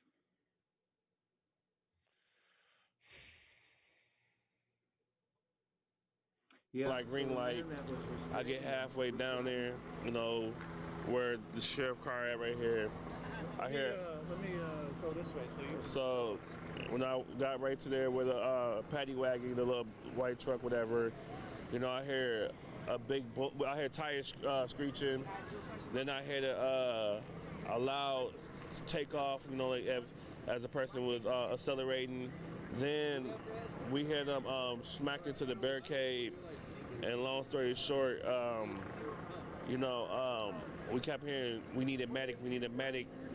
And first thing I was doing, when I say that it's my duty to take care of my community, I put actions to that, you know, because I've been out here and I've been a frontline and I've been a civil rights movement leader since the 26th of last year, George Floyd, and I feel like, you know, I feel like honestly, what we're going through right now is war in our own city with the police system. You know what I mean?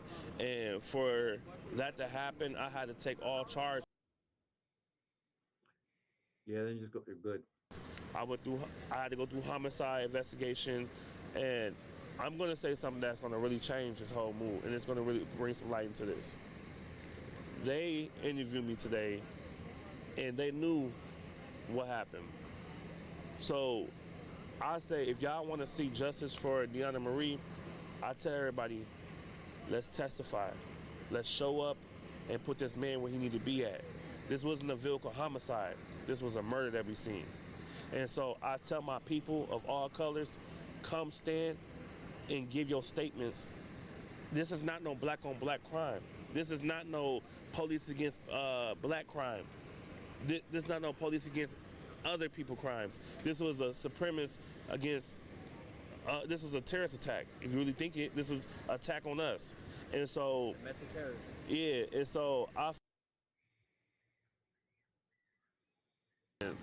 what happened that night when I took him out the car and I put him in the bar. I'm registered jiu-jitsu. I put him in the bar and I told him, hold yourself accountable because you killed one of our people. He said, I'm sorry. No, that man did not have no liquor on his breath. I did not smell no drop of liquor on him. So stop changing the mirror. Stop switching up saying that it was a drunk driving. No, that was a mission, and it was accomplished what he did. And so at the end of the day, and when they came and got him over there, he said that I was going to kill myself, and I'm still going to kill myself. And no one knew that, you know, because at the end of the day, like I said, these are not coincidences. These are events. These are not happening for no reason. Winston didn't happen for no reason. George didn't happen for no reason. Breonna didn't happen for no reason. So it's like, pay attention and realize we in war with the system right now. This right now, and what's sad, and I gotta tell the truth, I gotta keep it 100 on my man's media, because he's there with us. A lot of these people that come out here will scream, but then go home. A lot of us, we really in the field. You know what I'm saying? When my car got shot up, 100 bullets hit my car. All I got was a graze in my arm. I had to continue roll with the punches. I experienced trauma after trauma after trauma. My mind haven't been at ease. But you know what? I got a heart as a giant, and I'm gonna keep fighting for my community. And I have to really think on this, like, how can I get my people to understand that these people ain't here to play with you? They here to either kill or arrest you. We the one that protect and serve our community. And that's what I did that night with the guy that killed Deanna Marie. I love you so much, Deanna Marie. I do. You brought tears to my eyes. You brought tears to the city. We did not want to lose you. And I'm sorry that it happened to you. And I promise that man is going to get murdered. He's not going to get no vehicle homicide, because the vehicle that killed him, it was a man that was behind that vehicle that killed him. So I'm going to do what a leader's supposed to do, and we're going to fight, and we're going to get this justice for you and your family. I love you. Oh, that's some threats. Yeah. Yeah. So now we'll see what the mainstream narrative is again. An SUV rammed into protesters in Minneapolis, killing one and injuring another. Then protesters yanked the driver out. Now, did you see anybody getting yanked out there? I saw him being restrained. I saw the crowd being very well behaved, actually, considering the circumstances that a murderer just drove into them. Holding him for the police. I'm surprised they didn't rip him to pieces. They should have. Yeah. So next we slide, I'll do that. I don't know. Okay. I don't know why this happened. You know, I think it could be also very likely that this guy has also a mental disorder. I don't think so. I'm not familiar with this case, but from the impression what happened yesterday here in Germany, in Würzburg, in the south of the country, there was a refugee, who had asylum here in Germany, and he went to Woolworths, and he bought a knife and he killed 3 women and 1 kid, and he stabbed much more people. 2 of them are still fighting for their lives in hospitals, and this guy had a proven mental disorder. He was already in a treatment about this. Do we know anything about this guy so far? That Marcus, this is an idea I want you to try to wrap your head around, and it's that that person in Germany. I don't know anything about the story, but obvious mental issues, right? Yes. I'm suggesting that there is a clandestine organization in America that tracks nutcases. That were that organization in Germany, they would know about that man. They would find ways of encouraging him to do something. Like they have ways of turning these people into human missiles. Maybe,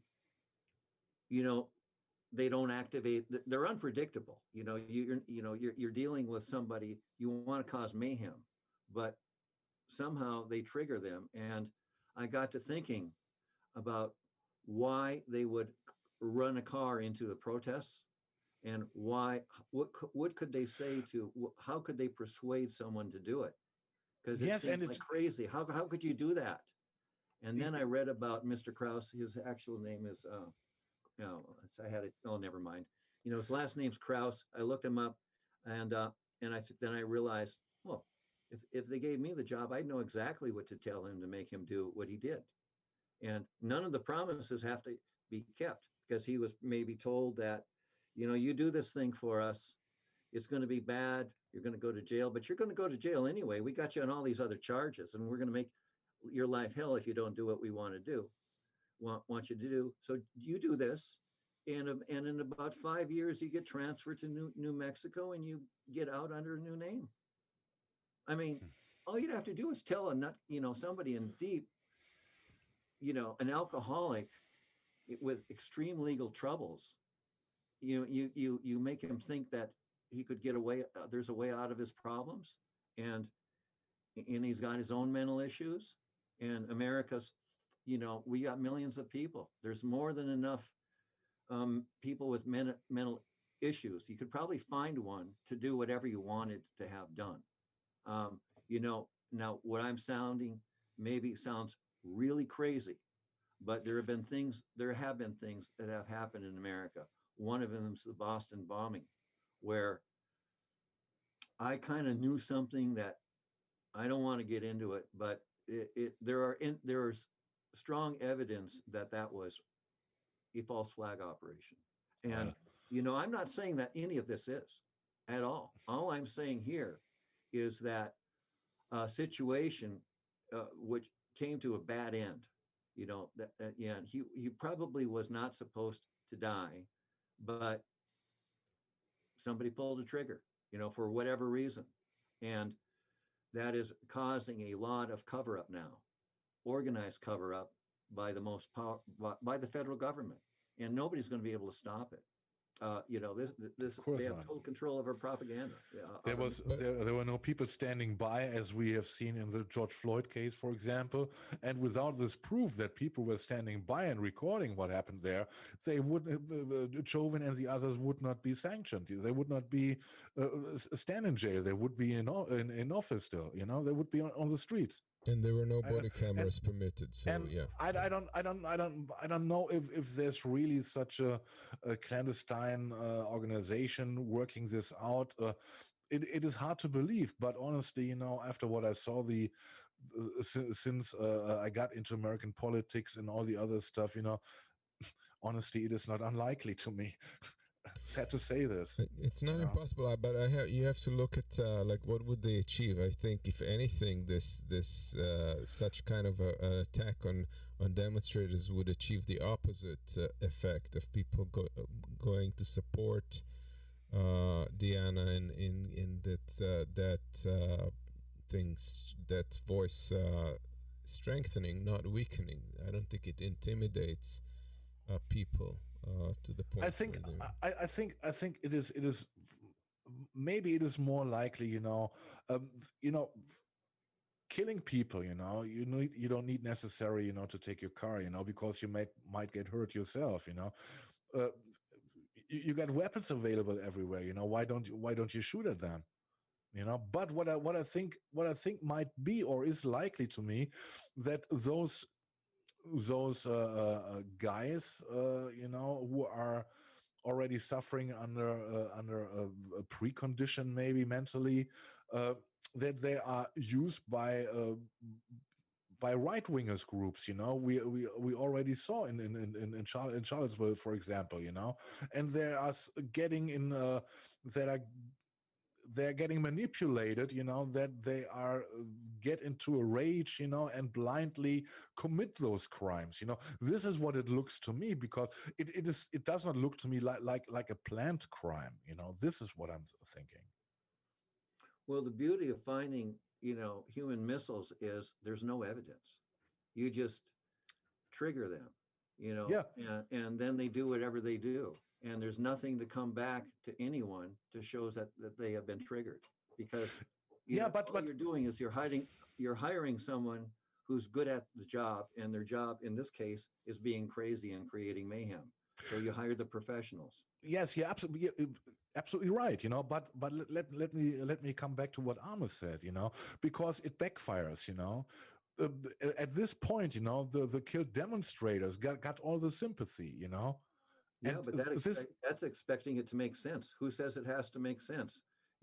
For in each individual mind, it makes sense. But when you add, the whole being greater than the sum of the parts here or something, the sum of the parts is rather a chaotic, fluid situation where nobody's really in charge, kind of.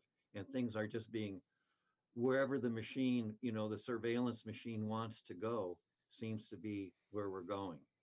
And nobody's got a lot to say about it. Yeah. And what's this TikTok thing, Keith?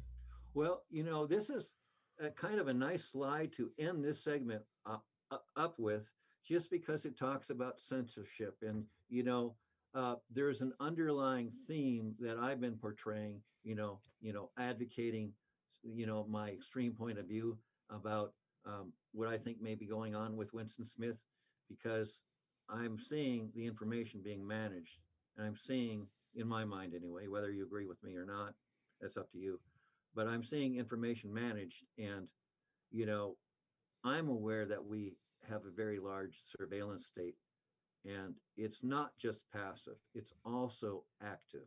And that's, a lot of people don't get that. They only think we're being watched. And, there's the other surveillance state, China. Now, we all understand China does more than watch. And so let's just watch this next segment. But before we do, I'll say last week I mentioned I was going to do something on the Uyghurs in China, and I will next week maybe. But this week I got into, the Winston Smith, and I've been living to give this report, really. Yes. So by the way, point over with.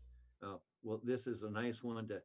It's sort of coming attraction, and we'll discuss after we play it how it relates to what we've been talking about so far. By the way, before we do, a trivia question to our audience: do you know who Winston Smith was in literary terms, and from what book or novel or movie or whatever? All right, here goes. Can you repeat again, please? What character was Winston Smith in the literary world? Okay, here we go. Winston Smith. What I wanted to say is that China's learning that if you bombard Americans and the rest of the world with enough misinformation over and over again. It doesn't create China's super fans, but it does create confusion, which in our current society leads to complacency, which eventually leads to apathy. And that is exactly how China is going to win.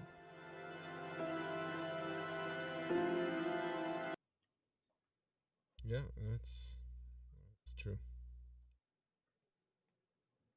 So we're living in a surveillance state, and situations being managed to make us apathetic. So, any guesses from you guys who Winston Smith was? It must be some kind of Orwellian novel. Or Orwell maybe, or what was it? Maybe him. Not Orwell, but it's 1984. It's the protagonist from 1984. So, damn yeah, it. which I've read twice, by the way. And all right, that concludes our. What was the name? What was the name? I had constantly the face of the secretary of Mr. Burns in mind.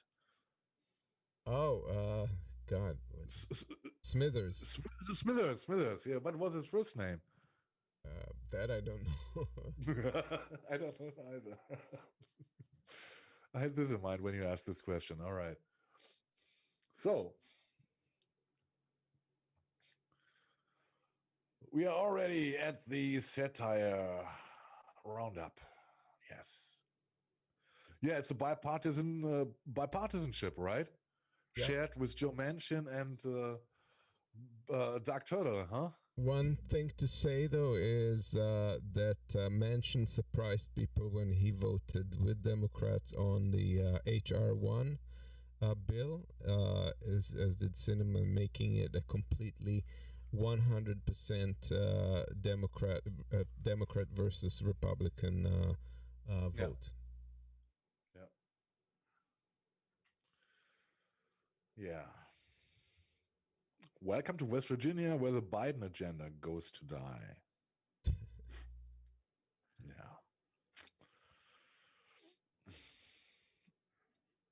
How true. Yes, we don't have to comment this. I think this speaks absolutely for itself.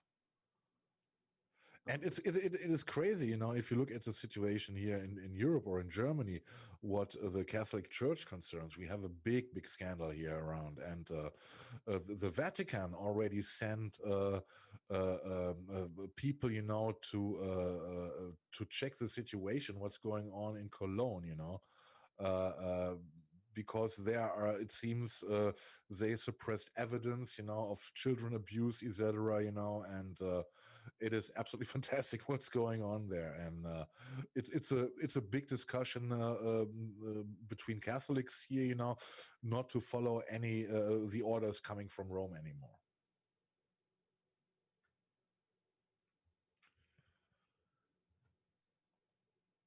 Do we have the audio for this, Amos? Nope, no audio for this. Okay. Because abortion is murder, we should deny communion to pro-choice politicians and individuals. To be consistent, we should also deny communion to death penalty supporters. Then we have to deny communion to military personnel, gun owners, war supporters. Guns and wars have killed millions of people. Hey, where's my congregation? Yeah. Hell, I don't know. Hell, I don't know. Yeah. Good one. Yeah, and there we see, yeah. It only counts when I say it. Yeah, pro-choice versus anti-vaxxers. Yep. Yeah. It's enough to leave you speechless. Yeah. And honestly, this does not look similar to Ronald Reagan on the left side. A little bit. I don't think so. Well, it's no improvement. No. Yeah, and there we have the Iranian wall, you know. If anyone wants a nuclear deal with Iran, they need to show flexibility. Yeah. And it was it was 32% went to the elections around Yeah, this. it was the lowest showing. Yeah, and this shows, that the people in Iran, the ordinary people like you and me, they totally gave up on politics, because every other candidate who promised to be a little bit more open, they got no they got no allowance, they were not allowed to take part in the elections, so everyone stayed at home. But to say the truth, in the U.S. participation is not that great either. However, what is amazing to me is that they voted for someone who was a war criminal and actually was personally involved in the death of tens of thousands or hundreds of thousands of regime opponents in the beginning of the Islamic Revolution in Iran. So they've consciously voted in somebody who's has crimes against humanity in his record. Yeah. Yeah. Well, here's a cartoon coming up here. This cartoon contradicts the previous cartoon, but it's been censored. The one we just we showed? Well, there was another one, but and it was showing that he wasn't a war criminal, but the U.S. government decided we shouldn't get that story. I see. I got it. Yeah. Okay. So yeah, go to slide 64 there. Yeah, 64 was this. 64 was this. Yeah. Yeah. This is one story we didn't cover, and I had a slide on it. I put in a notes deck. I took it out of the deck because I didn't think we'd have time. But like Richard Medhurst, his show, it was on, this press TV, and all of a sudden, he's out of a job. I mean, not really, because there's workarounds, but essentially the U.S. government went in and seized like 25 Iranian websites, just stole them, just took the URLs away. Wow. Yeah. And I just see before we go on, there is a piece dove in chat, and the comment is, "Stop bullying. Many of us are allergic to the vaccine." Well, I think if so, there should be found ways, to make it bearable. But I can guarantee you 100%, if you don't get a kind of vaccine, then you get the virus. There is no way around. It's nobody here is bullying anyone. It's just the majority of people are not allergic, and it's become like a political statement rather than anything else. So that's obvious. So we're not. We're not criticizing anyone who has a legitimate medical reasons not to do. Exactly. This is what I want to say. If you have an allergy to the vaccine, there should be find ways, to make it bearable, But it is a fact, because last time a delivery guy came to me and he said he's completely worried about to get a vaccine shot because he's the kind of guy who has never luck, that he would get something dramatic from the vaccine. And I told him, but look, man. If you don't get vaccinated in any way, then you are guaranteed to get the coronavirus, and it doesn't change, And then he also started thinking and said, yeah, in the end, yeah, it's right. Eventually, yeah. I think not getting the vaccine, unless you know that there is a specific medical reason for you individually not to get it, that basically. Yeah. And I assume it's antisocial. Yeah, and I assume that the vaccine hurting you are much smaller than the odds of you passing the disease on to somebody else if you get it. Yeah. And if you get it, you may be if you get COVID, you could pass it on and kill someone else. Yeah. So, getting the vaccine really isn't all about you. And so this opinion, fine, you can say that, but the three of us are kind of united that we think vaccines are a good thing. Yeah, and and I don't think that piece of meant as a political statement, you know, I think I would take it that that it's really an allergy, you know, but there should be find ways, you know, and You know, it's no bullying. with a specific medical issue, of course. Yeah. Yeah. But that doesn't apply to most people. Yeah, that's it. All right. Yeah, one step forward and 2 centuries back. Yeah, this is what I said last week already, that in parts of the Black community, you know, the celebration of Juneteenth is seen critical, you know, because they are asking themselves, you know, why should we celebrate a day or a month, you know, when we are treated like second-class people the other time of the year, you know.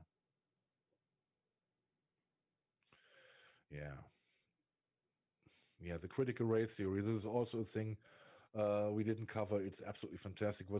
I read today that that in Florida, DeSantis is already planning to rebuild the school plans and stuff, and that he might take money away from public universities and school who are not following the new guidelines. What these theories concern, you know, and you see this absolutely. Yeah, well, because of the Winston Smith report, you know, reporters become, which we're amateur reporters in a way, you know, we become experts very quickly on things. And so I looked into and I found out that critical race theory has actually gone through 3 iterations. It started out in the late 80s and early 90s, and it had a certain Marxist influence then.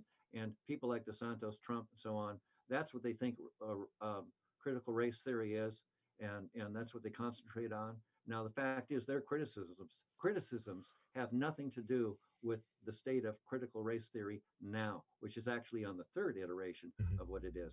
And, you know, so parts of it are right on and correct. Parts of it I don't like.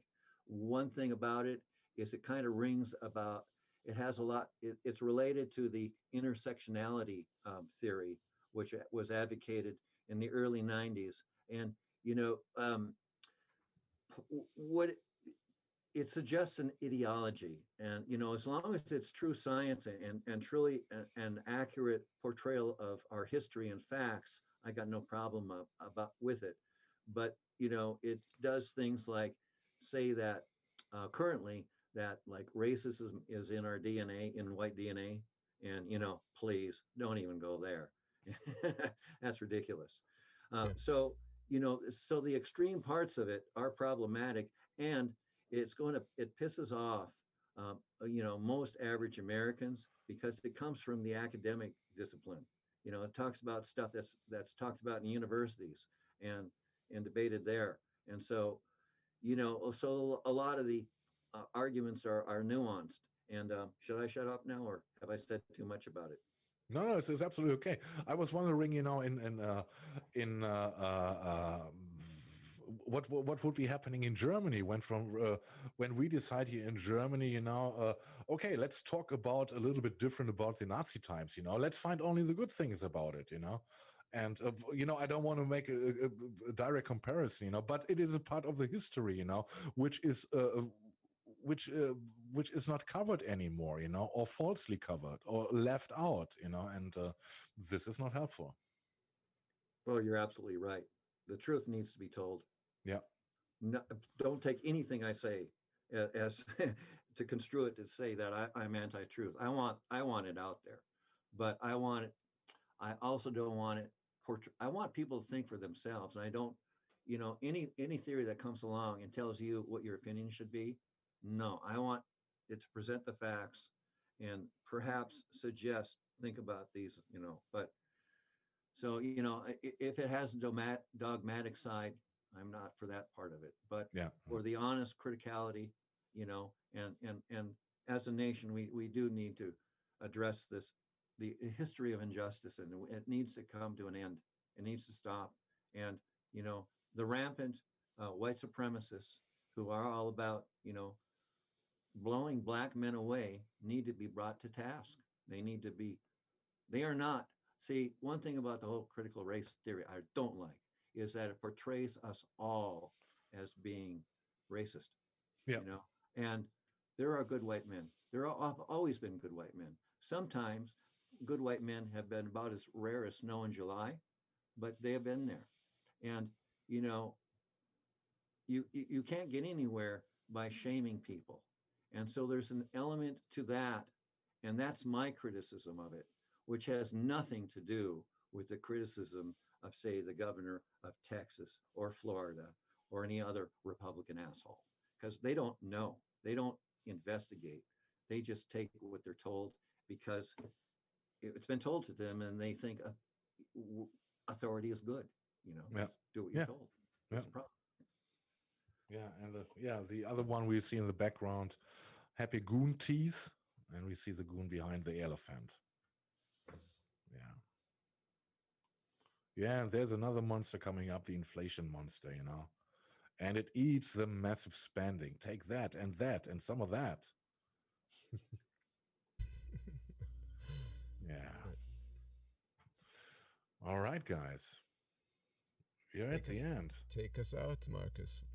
I take you out. I take you so out because we got Sleaford Mods with us.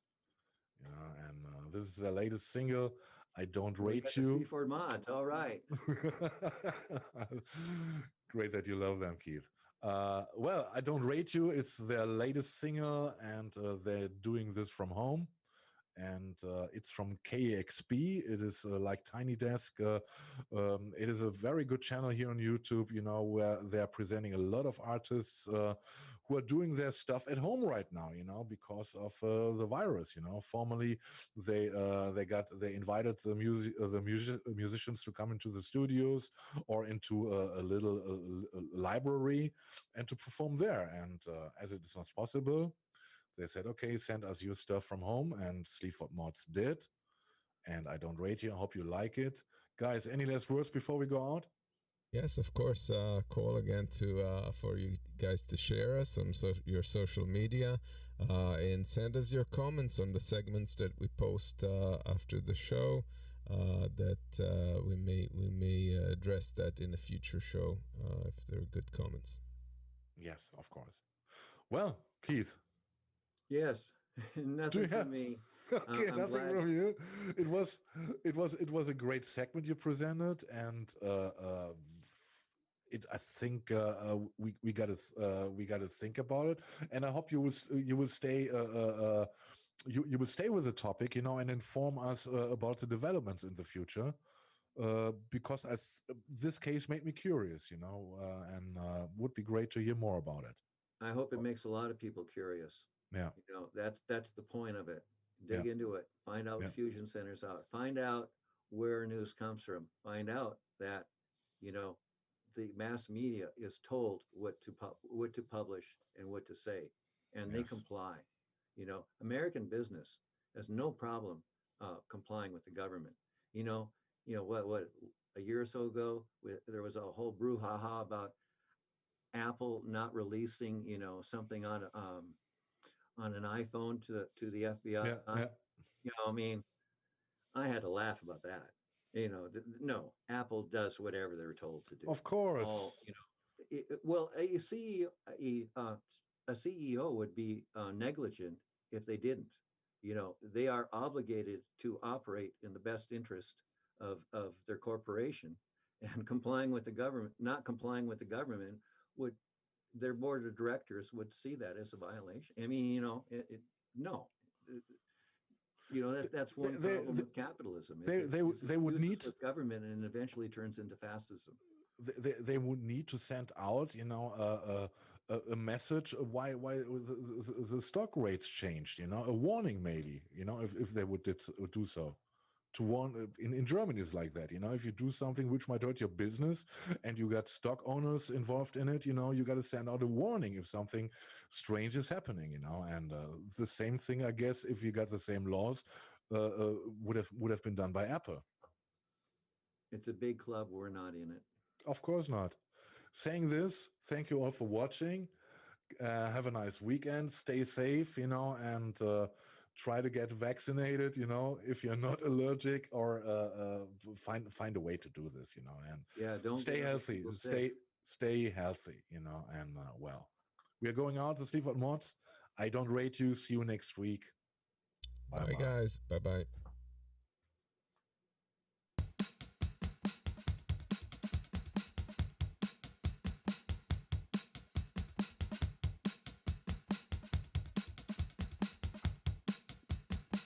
Yo, me and Dan the Olive.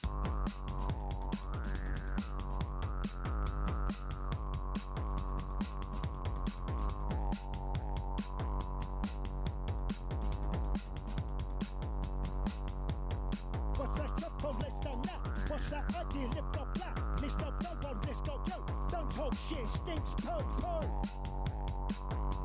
I don't break yo. She's up right now, that's what he said. Blokes that kiss us in the end. Blokes commercial boring twat. I don't really like things like that. I don't break out. Watch the cards, I've seen them drop. You're the everyman that's not. You're the big so lovely table. Fuck off, wanker, famous taste. I don't break out.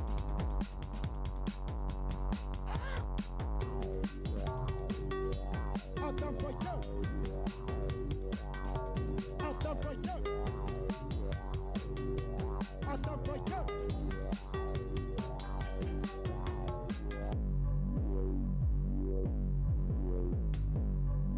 What does it all mean? What does it all mean? What does it all mean?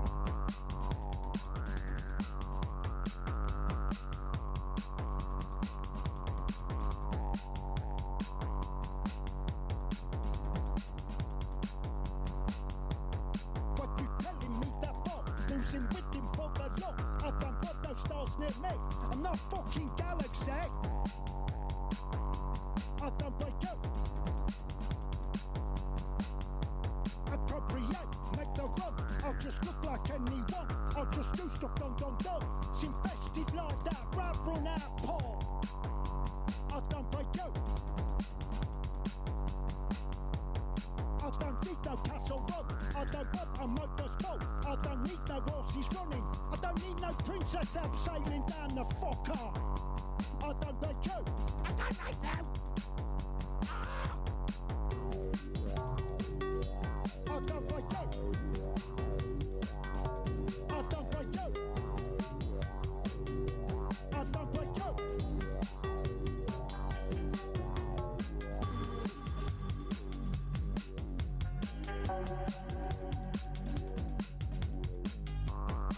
Do you wanna sound cold?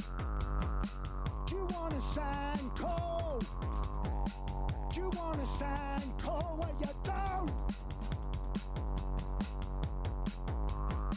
Do you wanna sound cold? Do you wanna sound cold? Do you wanna sound cold? Well, you don't.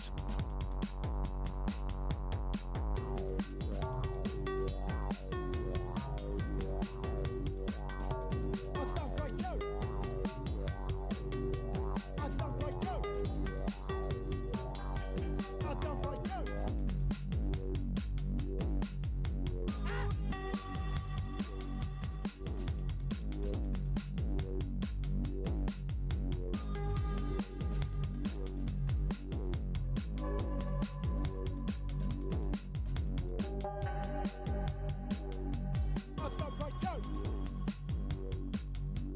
I don't break out.